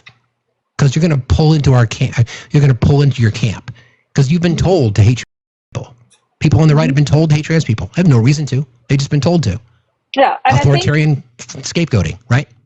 Yeah, to clarify what I was saying there is what I meant was don't let them pull the conversation to those things. like what Steve is saying, pull the conversation back to things that we actually say, no, that's not a thing, and then move back on. Because they want to get you in those small little divisive things. We're moving back over. We're talking about clean air. We're talking about this. We're not talking about that. Like, dominate the conversation. Don't let them pivot away. And if they want to, just pull it back. Don't get lost in the sauce, because that's what we watch that happen here on. And I do agree with you. It's hard to have those conversations because, we don't know if we're getting a genuine good faith conversation, because 9 times out of 10, it's not a good faith conversation. They're just coming up to say hateful, heinous shit and then dip out, try to get the live taken down because they don't want us here. They don't want us talking about it. They don't want us doing that. And the other part of this too is if those things don't work for you, presence matters. Get out and show, even if it's just wearing a t-shirt showing that you are a Democrat in a red state. Do that. Because if I've learned anything in the last couple of months, look how many people are showing up in the No Kings protest. They're not happy. The more visible we are, the more that we show that we're here, the less power that they have. Yeah, I mean, this is not intended to diminish any community. It's just if we allow the right to, I like the word, to dominate a conversation over individual 10 or so trans athletes. There's more allegations of sexual misconduct of the Republicans in Trump's cabinet than there are trans athletes in the NCAA. I'm looking at it as a more holistic approach to help move the needle, because we're going to solve every problem. It's impossible. We can't. Country's too big. There's too much dysfunction. There's too much hatred. There's too much politicization and polarization. So we've got to find little bites. And that's why I think this what if exercise, in my desire to have these conversations objectively, is to try to remove the political affiliations. If you're not blue, you're not R, you're not Democrat, you're not Republican, you're not Libertarian. If we went through the exercise, can you imagine a system where we had this in public education? Can you imagine if we had in a system where we had this in healthcare? And it's difficult to say no to that. It's difficult for somebody to say that they are struggling with the cost of care. And then you can lay out the picture to say, well, here's a solution. Let's not use big words like when I rewrote the Democratic platform for the next 5 years, free of charge, by the way. Why the fuck did I do that? I'm a giver. I'm a total giver. Oh, sorry. Where did that slip in? Anyway, my apologies. When we talk about these kinds of things, it should be an easy pill to swallow. Let's not talk about it in terms of catchphrases that have been used that the right has turned against us, like universal health care. They say, well, that's communism. How about Medicare solutions to guarantee everybody having access to premium health care in our country, or access to the best healthcare system in the world? Use their own patriotism. Use their own patriotism against them. If you are truly America first, then I want the best healthcare system in the world. Why don't you? If you are truly America first, I want the best education system in the world. Why don't you? I don't want to be spending more money on foreign wars. Do you? I want to root out corruption in government. Don't you? Make it almost force them to answer the question in the affirmative, but call them out on it when they don't. Like, why would you not want to have the best education system in the world? Why would you not want to have? Please help me understand. Like, why would you not want to have that? It's a hard. They can't answer that question. That's where I'm hoping we get some movement. I don't know. And I think to address it, we're not excluding anyone. I'll a couple comments go through. This isn't about excluding people. We should, and I do believe this. If someone says something that's transphobic, racist, homophobic, anything like that, we should call it out when it happens. What we're trying to do is pull them back from the brink. It is not going to be a comfortable conversation, and it does feel like we're leaving people out. And I know that that's a hard thing, because like I don't know if I'm saying this correctly. Steve, do you have any thoughts on this? No, again, I think this is the issue. I mean, this is an example of people hyper focusing on one issue. If we're trying to change people's minds, it can't be about an issue that makes them angry. It has to be about people understanding that, listen, I may not get everything that I want, but I want healthcare. chances are, if you get universal health care, then that provides more access for everyone. I'm going to stand by my reputation and my own integrity that I stand 10 toes down with marginalized communities. I have done it every single day. And if you question that, then maybe this isn't the space for you.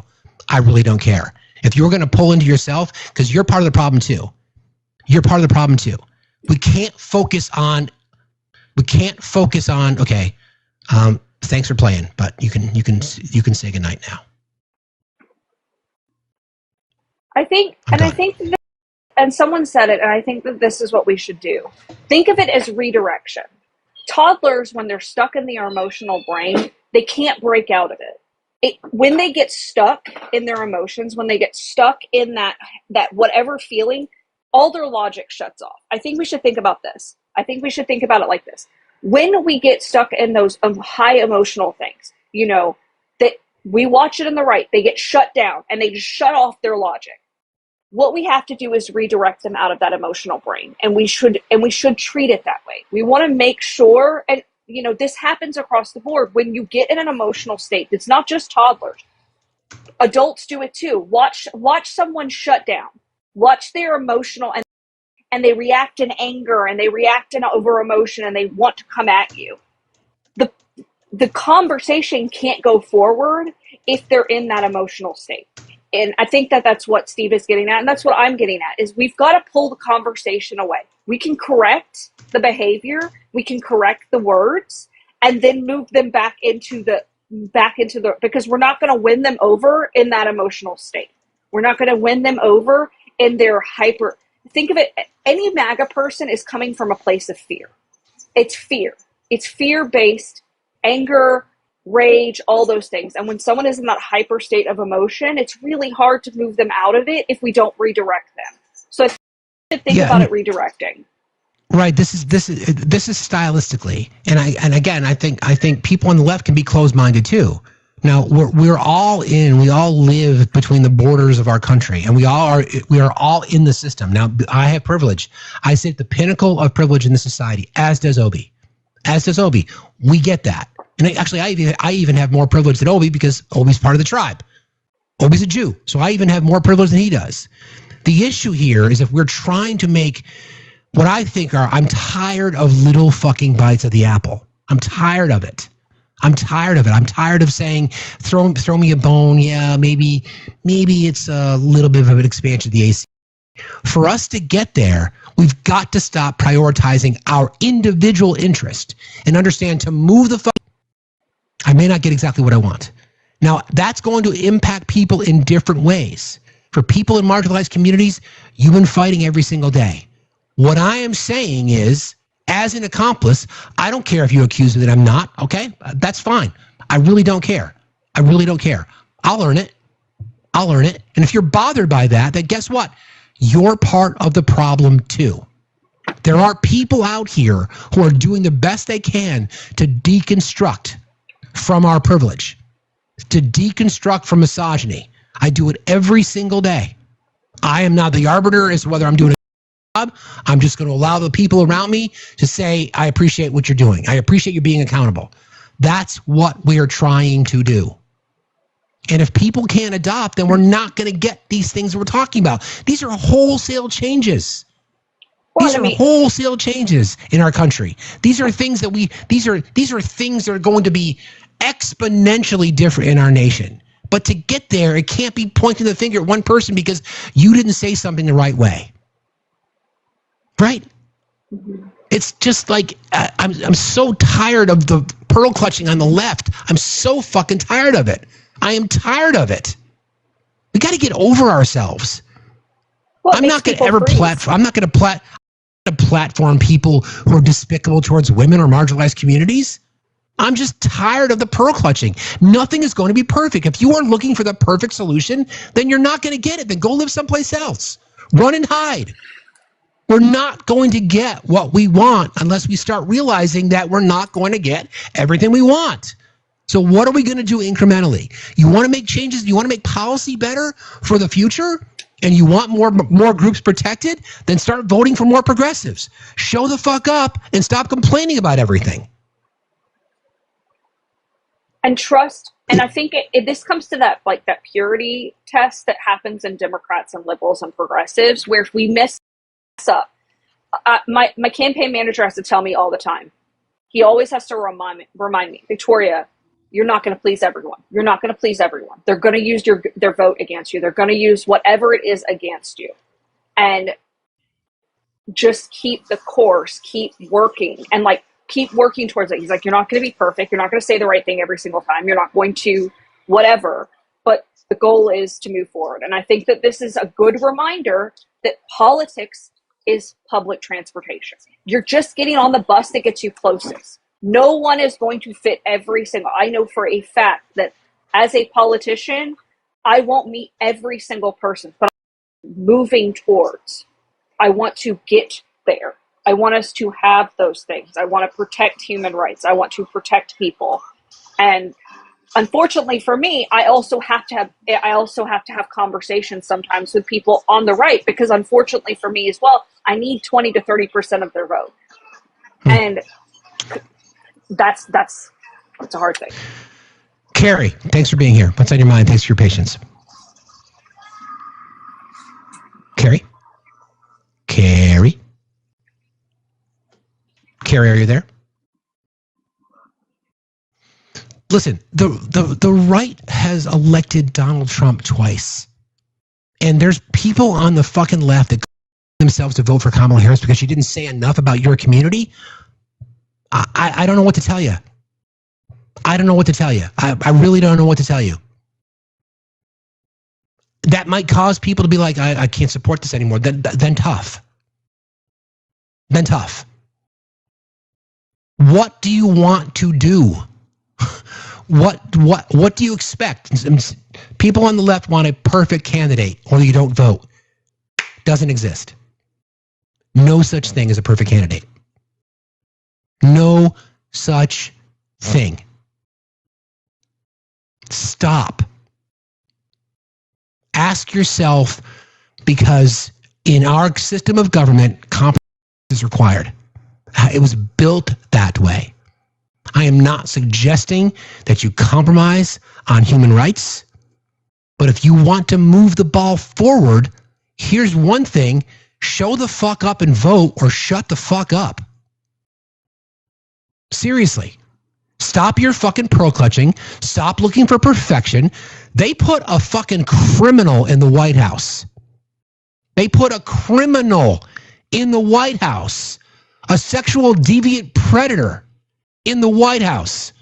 Why? Because entitled fucking leftists who couldn't have the perfect script decided to not show up. Conspiracies aside, don't care.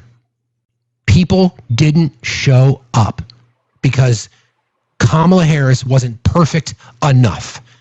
Didn't say the perfect thing about this community or the perfect thing about that community. And I want to say that if you're a leftist playing into that, the right is winning, because that is something they want you to believe.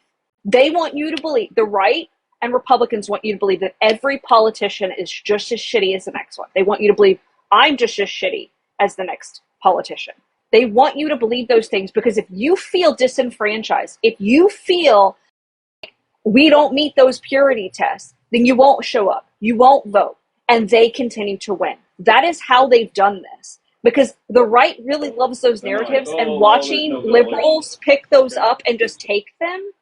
Yes, I'm not saying, and to be clear, I'm not saying that the left is infallible and not flawed. I'm not saying that. I'm saying that you're playing. I want to address a comment. So, Lord Jean, I'm not sure you're getting the point. You say, so I only speak for what I want to speak about. Doesn't everybody speak about things that are important to them? Isn't that the point?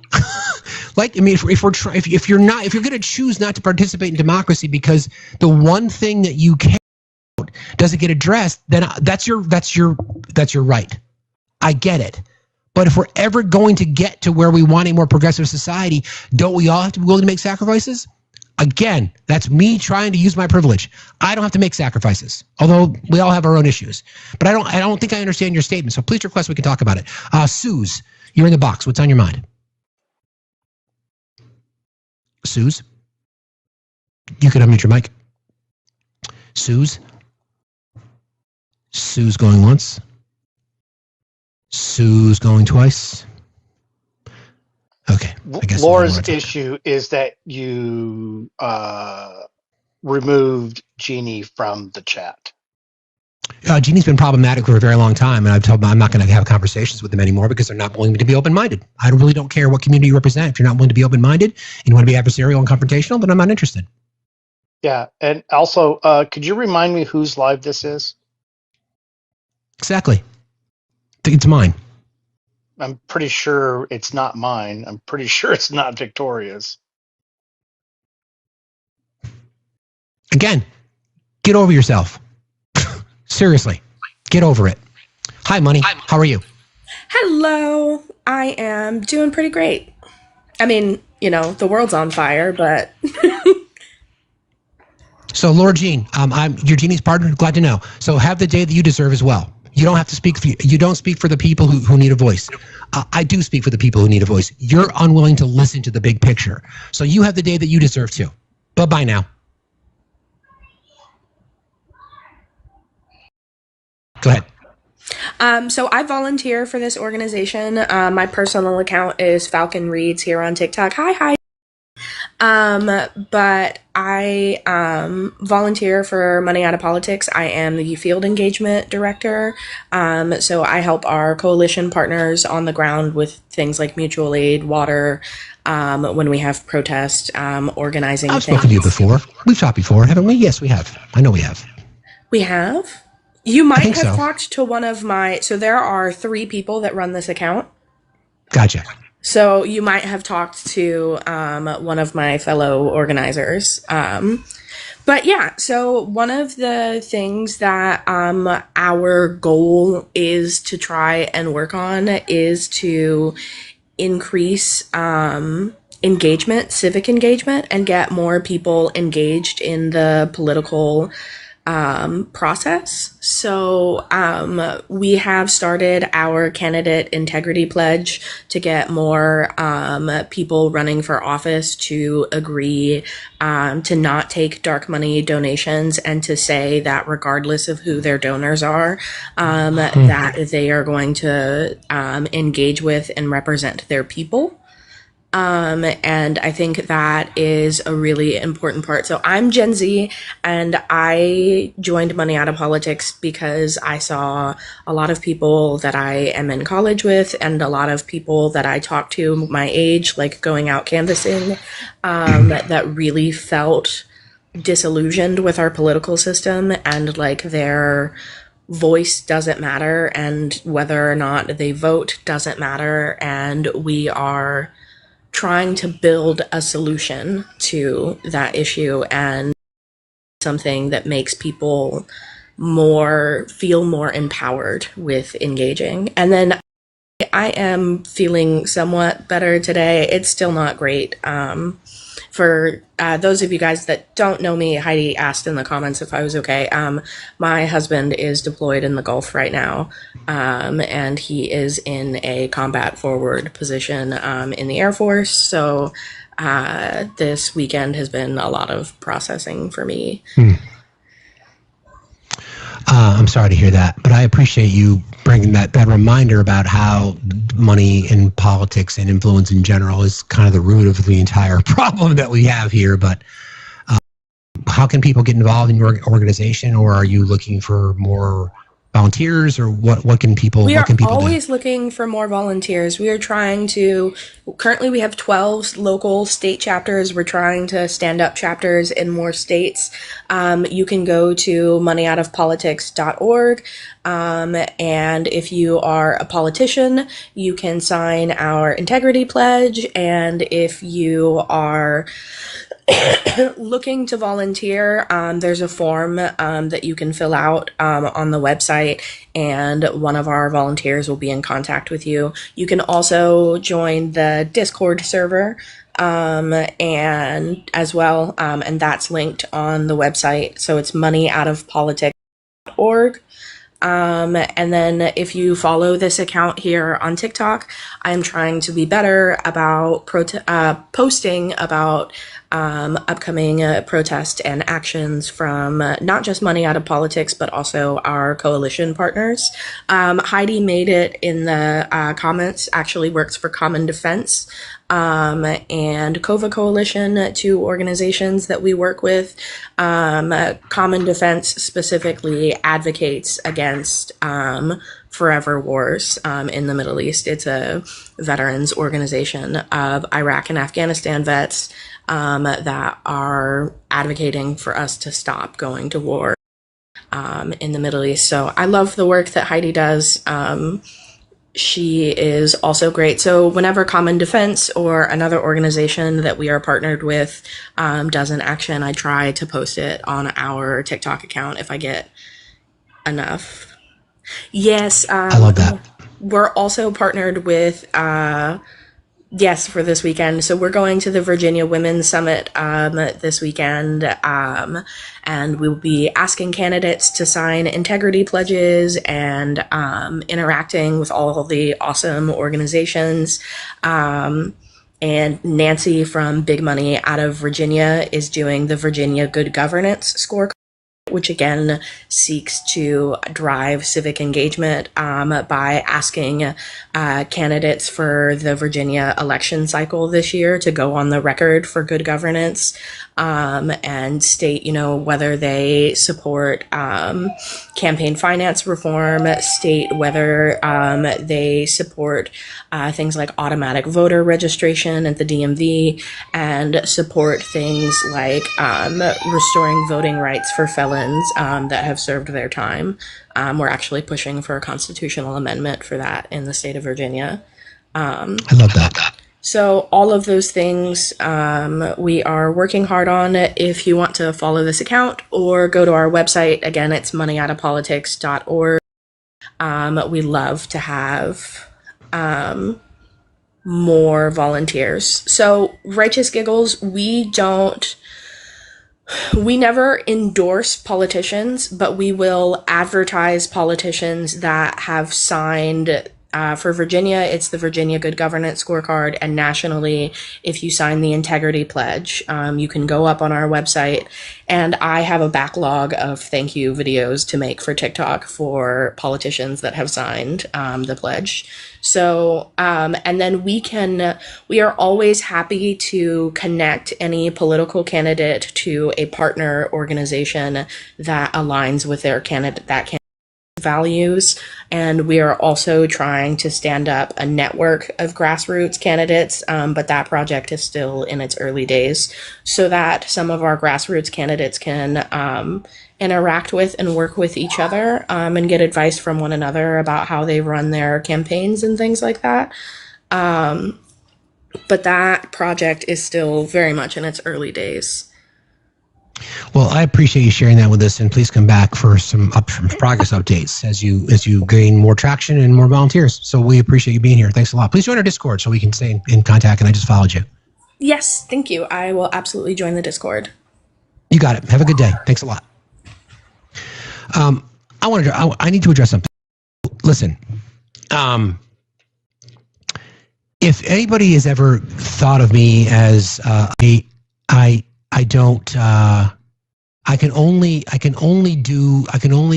wear my emotions on my sleeve. I'm not everybody's favorite flavor. There's no doubt about it. I don't care what community you represent. If you are unwilling to see the things that we are talking about here, then you're part of the problem. Advocacy for all means just that. It means that we are trying to move the needle for everyone, and it's not going to be pretty. And some people are going to be harmed along the way.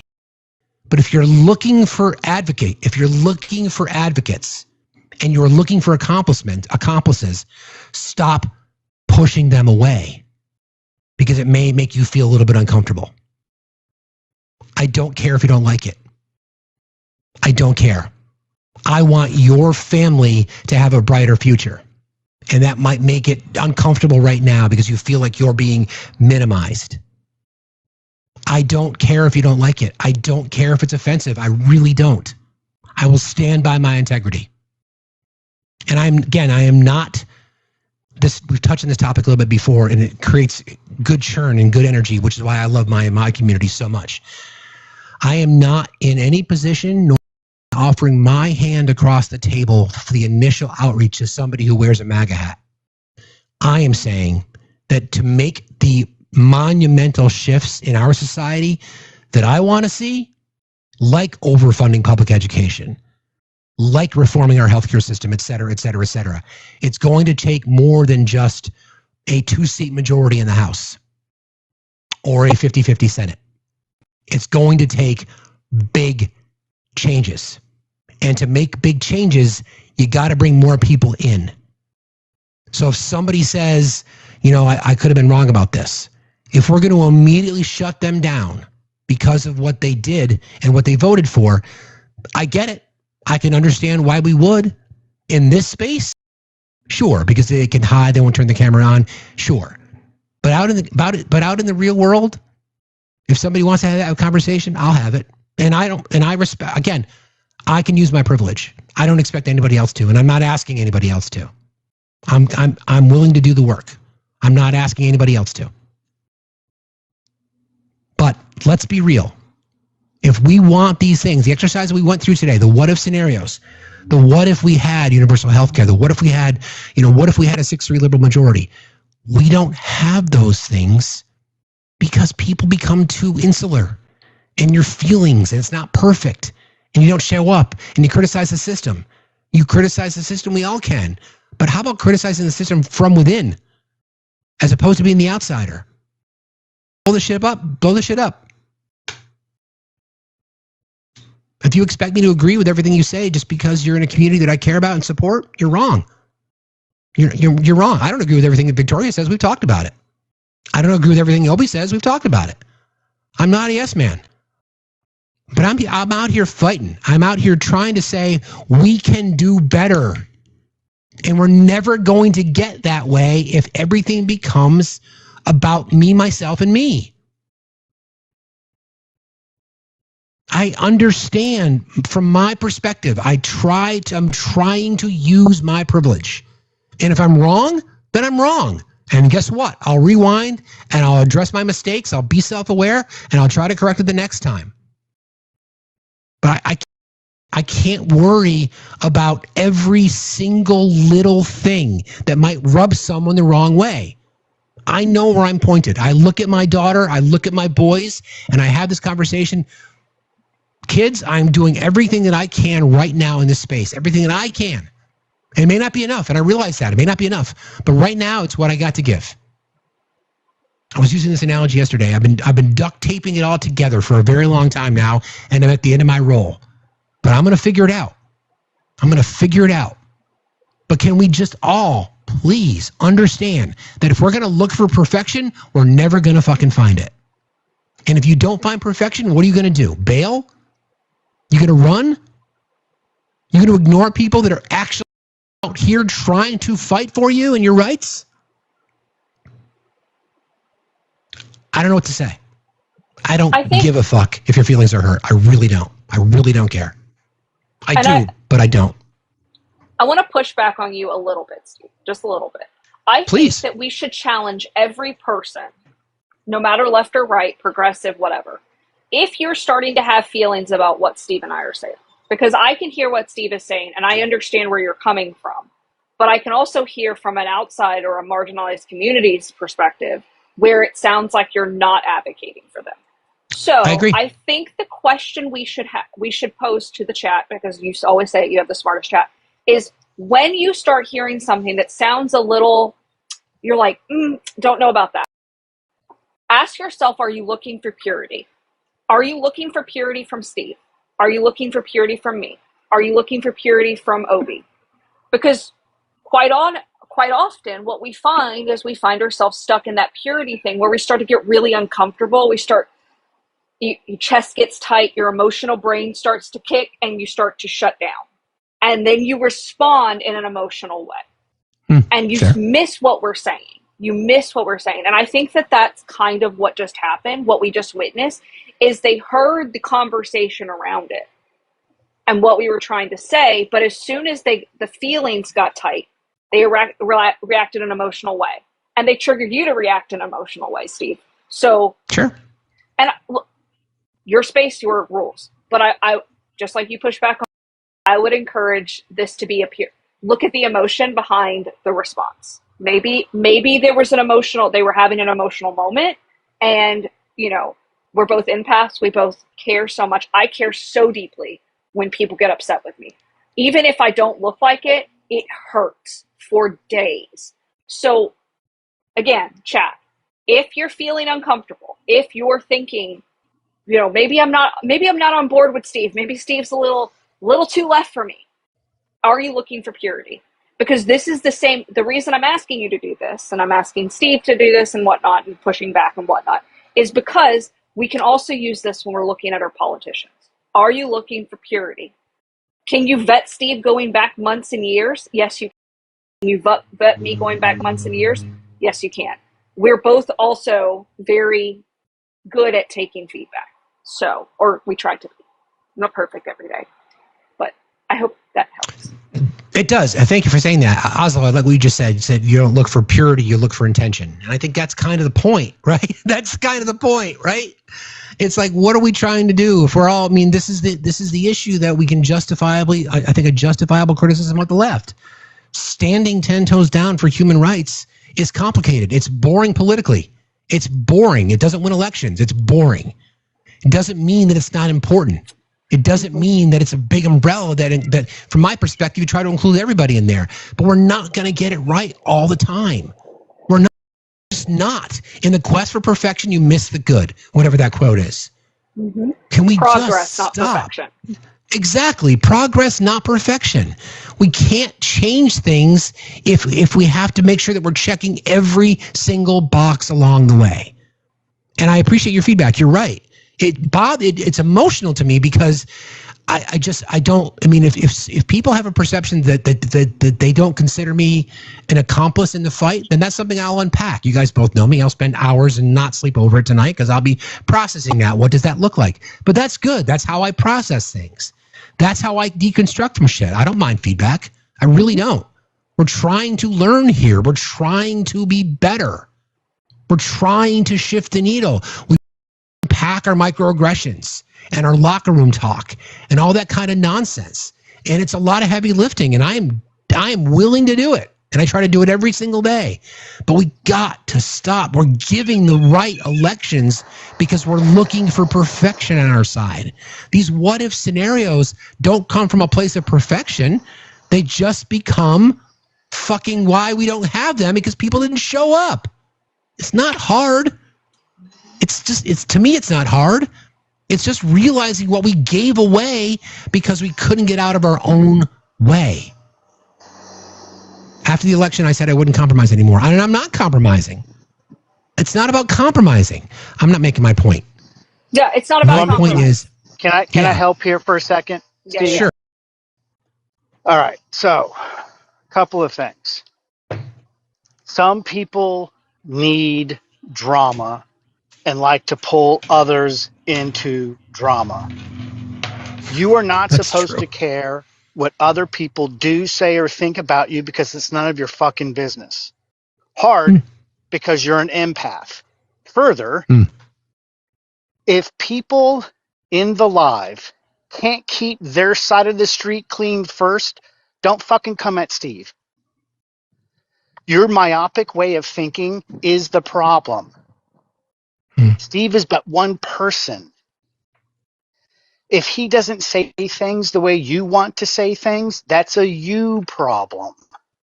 That's not a Steve problem. We're not going to tone police. We're not going to tell him how to run his live. If you have something to say, get enough followers, and as Steve said 2 or 3 days ago, go ahead, start your own live. Good for you. Go do it. But stop fucking coming up here with your drama and your bullshit. You're acting like children. Steve is who he is. He is not responsible for meeting requirements for advocacy. It's not the words of a person, it's the actions of a person. And if that's a problem for you, go find a space that works for you. But don't tell Steve to change space for you. It's not how fucking shit works. We're supposed to be adults. I don't get it. Like, I watched that whole exchange. I was sitting here and I'm like, oh, should I just mute this person because, I got that power? But I let it play out. And you know what I saw? This person, then I realized who it was. All they do is chirp in the comments, right? Everything's Steve's fault. Steve's not doing what I want. Steve doesn't do this. Steve doesn't do that. Why are you here? Why are you here? I'm here because I believe Steve is more like a brother to me than my own two brothers. I believe I am here because I like rapping with Steve. And I love the mods. And I love the family that he's created here. But if Steve does do something, 9 times out of 10, I'm going to contact him after the show. Because that's what adults do. I'm not going to confront him directly because in that moment, if he's fired up about something, he may not be responding appropriately and may not be willing to receive the gift of constructive criticism. And it's a gift. Now, I have said some stupid shit, and Steve has called me out instantly on the stupid shit that I have said. Again, in that moment, that is perfect. That's how it's supposed to happen. But this fucking purity shit, all of you people that were talking about Palestine this and Palestine that, where are you? Where the fuck did you go? Where did you go? Mm-hmm. Oh, no new wars. My pocketbook. How's that feel, right?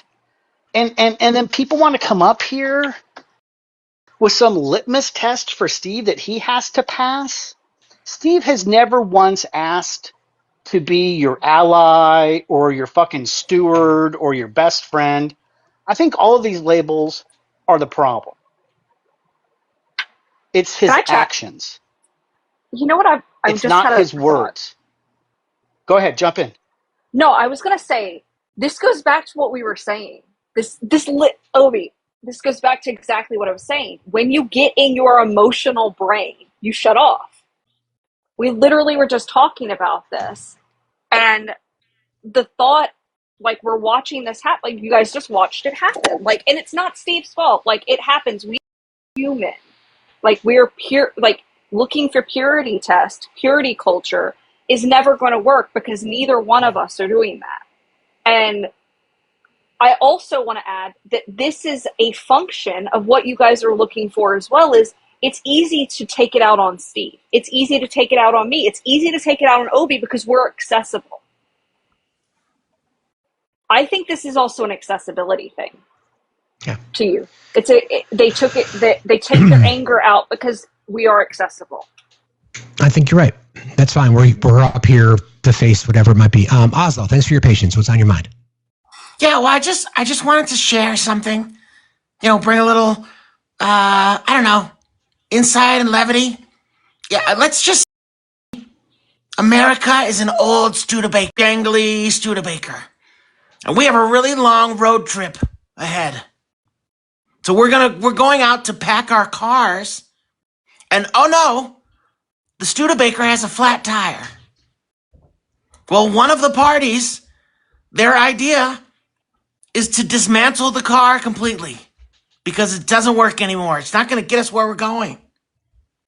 And then another person says, well, we've got a spare that will take us 50 miles. And even though that 50 miles, even though we have a 2,000 mile road trip ahead of us, that 50 miles isn't going to get us to our destination, but that 50 miles might get us to a tire shop where we can buy a new tire. And maybe we buy a tire and then another 100 miles down the 2,000 mile trip, maybe we need a new radiator.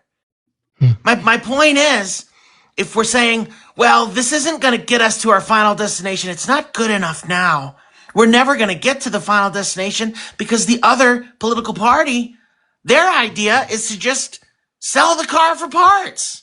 They don't want to get us that 2,000-mile road trip. So we got to go with people who are trying to get us there, even if it's only 50 miles, 100 miles, 70 miles at a time. That's my thought. It's just like, let's get on the road. Even if it doesn't get us where we know, let's make coalitions with people who are at least trying to get us part of the way there. I appreciate that, Oslo. You're right. I mean, that's the point that I'm trying to make, right? You know, the Studebaker may, like you said, I look at the Democratic Party, for example. Victoria and I have had this conversation as public transportation, right? It's not going to get me to where I want to go, but it's going to get me closer. It's going to get me closer because at least from the bigger picture perspective, the ideology behind being left or being liberal is significantly more in line with what I want. It doesn't go enough. But I think you're right. I think you're right, and I appreciate you. I'm going to follow you. I appreciate you sharing that with me. Is there anything else on your mind? Nope. Just wanted to share that and tell you all I love you and have a wonderful day. And let's lead with joy, and we'll get farther than we think. I appreciate you. Thanks a lot. Have a good day. Mwah! Listen. I can take it. I'm not afraid of criticism. I'm not. But can we just be sincere? Can we understand what the fight is for? The fight is for as many people whose lives we can change positively as possible. And I certainly believe that as someone who's got privilege in our society just because of the color of my skin and my orientation gives me power and I want to use it. Am I always going to make the right choices? Fuck no. But I know that going in. Am I going to try? Absolutely. Am I going to course correct if I have to? You're damn right I am. You're damn right I am. So that I would ask people who are in marginalized communities, if you want accomplices, then please. I mean, it's up to you to decide. I'm not going to call myself an ally. I never will. If you want to refer to me as such, then that's on you. Much like I say, I'm not an arbiter as to what makes a good man. I'm just going to do the best I can. I'm going to let my actions speak for themselves. But if there are people that are out here that are willing to try to fight, then let them fight. Give them advice. Say, maybe this is why this is an issue or this is why that's an issue. And then let them learn. If they're not willing to learn, they're not willing to be sincere, then they're not an accomplice. Then they're part of the problem. I want to be wrong about things so I can learn from them and do better. That's what this should be about. That's what these conversations should be about. It's not that I'm afraid to have conversations with people, but what's the point on TikTok? Generate coins, have 4,000 people in the live? What the fuck does that do? What does that do? I'm out here challenging you guys. Yeah, no shit. I want to challenge you guys. I want you to think differently. I want to make you feel uncomfortable. I want you to feel like, damn, I didn't even realize I had that blind spot. Or I didn't realize I showed that microaggression. Or I didn't realize that what I said there was probably it. That's what I'm here for. Right? I mean, it'd be so easy for me to be able to lean in on all this kind of stuff and the pay for kick stuff. I'm not going to do it. I'm not going to do it. I'm not going to. Now, you might see me battling on occasion with Pickles. We've talked about doing some kinds of things. We want to make it friendly. So, hey, you got to do what you got to do. But I'm not gonna change our platform. I'm not gonna have with people that are just up here to do performative nonsense. I'm not gonna do it.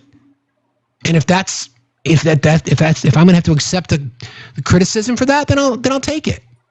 I can do that. But please just ask yourself, what are you in the fight for?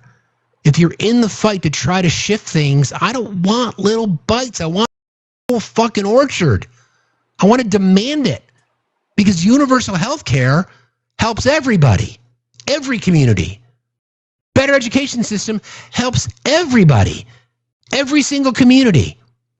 More media literacy training, civics education. That helps everyone. If it doesn't address the need of your individual community in our conversations, sorry. Do the best I can. Final thoughts, Victoria. Well, I know I did a little speech earlier. One, I love you, Steve, and I love you too, Obi. We'll have to hang out sometime. You guys can have some water. I'll have a glass of wine because politics. Can I just say that I never understood why so many politicians smoked until I started running for office. Now I'm like, I get it now. I'm not going to start smoking. Let's be very clear here. But now I get it. I get it. After watching West Wing as a child, there were signs. There were so many signs that I should have been in politics. Anyway, so I know on that topic, real quick, because I have a camping bag that wherever I go, I take it with me. It's been a while since I'd used, because I've got like 3 separate camping bags. So I took the camping bag with me, and in the camping bag was a pack of cigarettes. I'm not even sure how old they were. I'm like, wow, I'm not going there. But that was, anyway, that's wild. I don't smoke, but there you go. I don't smoke either. And it's just like this weird thing of like, man, that scene where Ben Affleck is just, or that picture or gif or whatever, he's just stood outside and he's just like got the cigarette, like that whole thing. Anyway, I know I did this whole thing about getting money out of politics, but unfortunately, guys, I do have to do a money pitch today because I am in fact running for office. But it's not specifically for running for office. For those of you who don't know, I am currently in campaign class. What does that mean? It means 6 months where a couple weeknights I go to class and I learn about campaigning, learn about all the things. And then I do overnight weekends, a Saturday and Sunday. Like this coming Friday, I will be driving to Knoxville in order to have this. So if you can, please go to that place in my bio and click the link and go to the Emerge section. And if you can donate anything, $1, $5, I did the math. I just have to raise $1,000. If 200 people donate $5, that knocks that out. And it means that I don't have to do call time, guys. And I don't know about you all, but getting money out of politics is a huge, huge, huge thing for me. And I despise call. And I don't want to take any lobbyist money and whatnot. So if you can, if you're feeling froggy, go to that Emerge link because I need donations going there. This helps fund my class. It shows that I can raise money as a candidate. And I love this app. I love Steve and I love all the people who have made my campaign possible because I am a 90% small dollar donations candidate. So that's my money pitch. You go, everyone, activism is a muscle, do something. Hope and joy are a form of resistance. So get out there. If you're feeling extra froggy and you've got a little extra time, go volunteer for a campaign or start helping them come up with ideas for low-cost campaign initiatives because we need you. This fight is not done. We're working on Mark Green's district here in Tennessee, and we're going to bring change right here and do some grassroots all the way. So stay hydrated, guys. Vote blue. Thank you, Victoria. Appreciate you. Love you, friend. Obi, what you got, buddy? First, shocking news. I'm going to cut my hair. Other than that, I'm sorry. What was that? What was that? I'm going to cut my hair. Other than that, sorry. How does our wife feel about that? Not my chest hair, my head hair. The one on top of my shoulders. How does our wife feel about that? I don't know. I have to find a hairstyle first. I wanna share something. So my dad and his wife came over the long weekend. And for those of you with age, I had to take my dad to urgent care, and I didn't know what medicine he was on.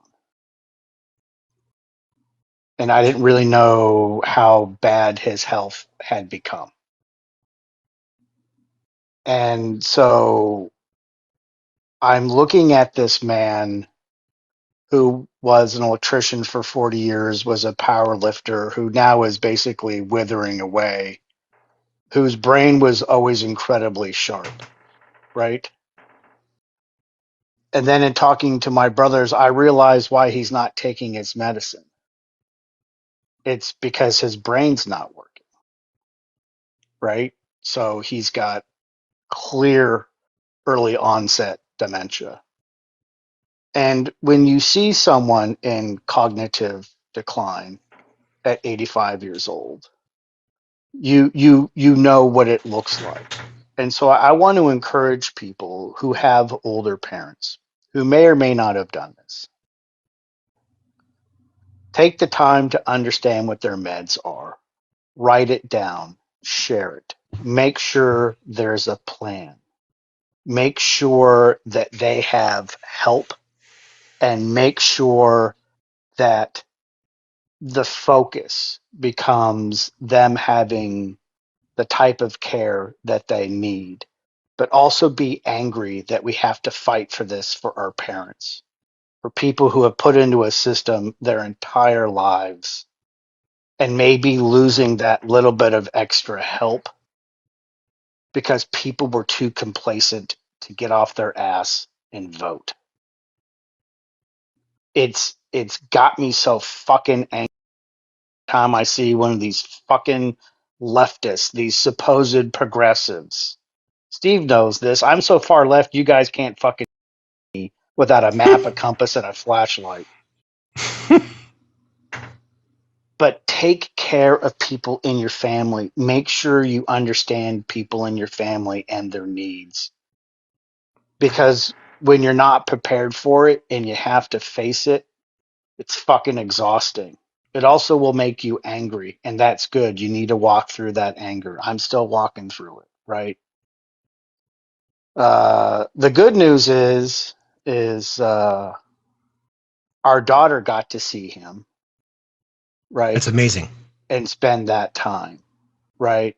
And I want people to remember how important it is to spend time with people that you love and that you like. And don't take time for granted. I cannot overemphasize that, right?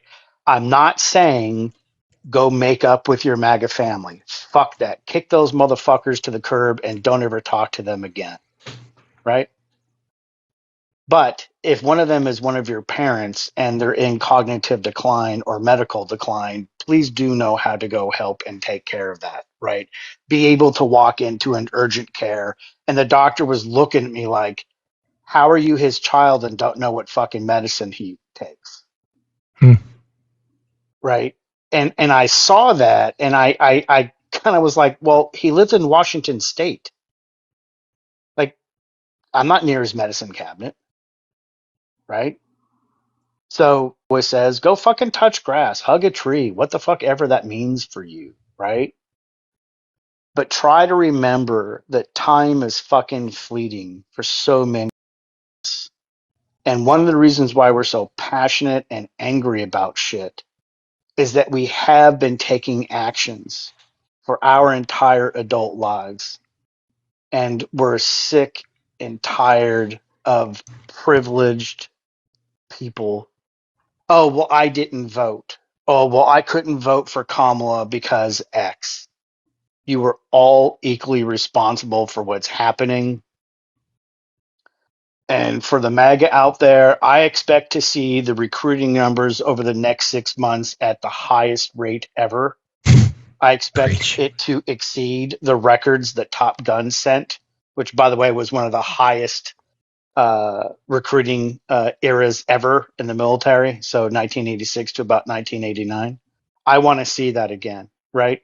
But we know you're not going to do it because you're a bunch of cowards. You're soft and weak, right? But anyway, listen, dude, I love you. Love you too, man. And, you know, there's nothing I wouldn't do for you. And, I know. And I want you to know that despite the fact that you and I think that we can take all of this shit on ourselves because we feel it's our job, it's not your job. It's not your responsibility. You need to focus on you and yours. And if somebody wants to come up in this chat and try to claim you're not doing stuff the way you want, what you did is the perfect way to do it. Fucking fine. Block, mute, get the fuck out of the live, right? Because you're not responsible for everyone. I'm not responsible for everyone. That's it. We're just not. You're responsible for the people that you created. That's all you're responsible for. Oh, and also, Scout, that when you come back to LA, you're responsible to give her love. But, you know, I think that goes without saying. So give yourself a fucking hug. I will. I appreciate that. And give yourself some grace, because again, you can't fill your cup if it's whatever the fuck that saying is. It's that you can't fill your Can't pour from the cup if it's empty. God damn it. Can't pour from it. Whatever. What about that? I love you, man. What about that? I'll call you in a little bit. Just I want to catch up. You. Okay. All right. Peace. I appreciate you too. Later, bud. See ya. Okay. I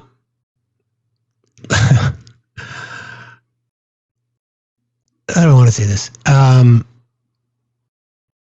These conversations should be hard, right? I appreciate what Obi said. I appreciate what Victoria said. I appreciate the support getting in the mod community, but I'm not up here to make everybody feel. I'm not up here to make sure that everything I say is perfectly aligned with everything that you think. I'm up here being honest. I'm up here saying I've got an 18-year-old girl who almost lost her life twice, and I want a brighter future for her. And I know the way to get there is to get more people to vote. I know the way to get more people to vote is to call out people who don't show the fuck up. Right? I look at my boys who want to start their careers, who don't want to be upside down in debt. I look at neighbors around me who are struggling to pay their bills. I look at legislation from the right who wants to take away SNAP benefits, thus take the food out of people's mouths. And if somebody's going to get a little triggered because I didn't maybe say things the way that you would want me to Obi's point, I don't give a fuck. I really don't care. I'll allow my integrity to speak for itself. If you don't like it, then this isn't the space for you. This isn't the space for you. I have nobody to answer to other than my children. Seriously, I really don't. Well, Cookie, because I'm afraid of her. If you know, you know. Seriously. Hold on. The dog one. That's in. I want to make sure that we understand that we've got a fight. Big picture fight that's not going to make it easy for everybody. And I'm up here doing the best that I can. Far from perfect. Far from perfect. No doubt about it. Far from perfect. Just do the best that we can every single day. Learn something new. Recognize some of your own deficiencies. Take care of yourself. Do the best you can. Work towards trying to make a difference the next day and the next day and the next day, and aspire to be better. And if that's not good enough for some people, then that's not good enough for them. And then you don't need them in your life. You have no rules. You don't need them. If they're not doing something for you, then you don't need them. It's your call. Anywho, we're going to raid our friend Jess. We said hello. I'm afraid of Jess as well, so please tell her we said hello. And then I'm going to be on with Pickles later tonight. I think I'll probably go live around 7:30 Eastern time, 7:45. Could be a little bit of fun. I might start doing some either challenges or different conversations in the evening as we're questing to try to find common ground. But I'll let you know. I'll do a promotional video a little bit later. But please come back tonight, and thank you all for the support. Thank you, mods. You guys are amazing. I appreciate you all very, very much. Thank you for these conversations because I think they're important. Like I said, I'm not everybody's flavor.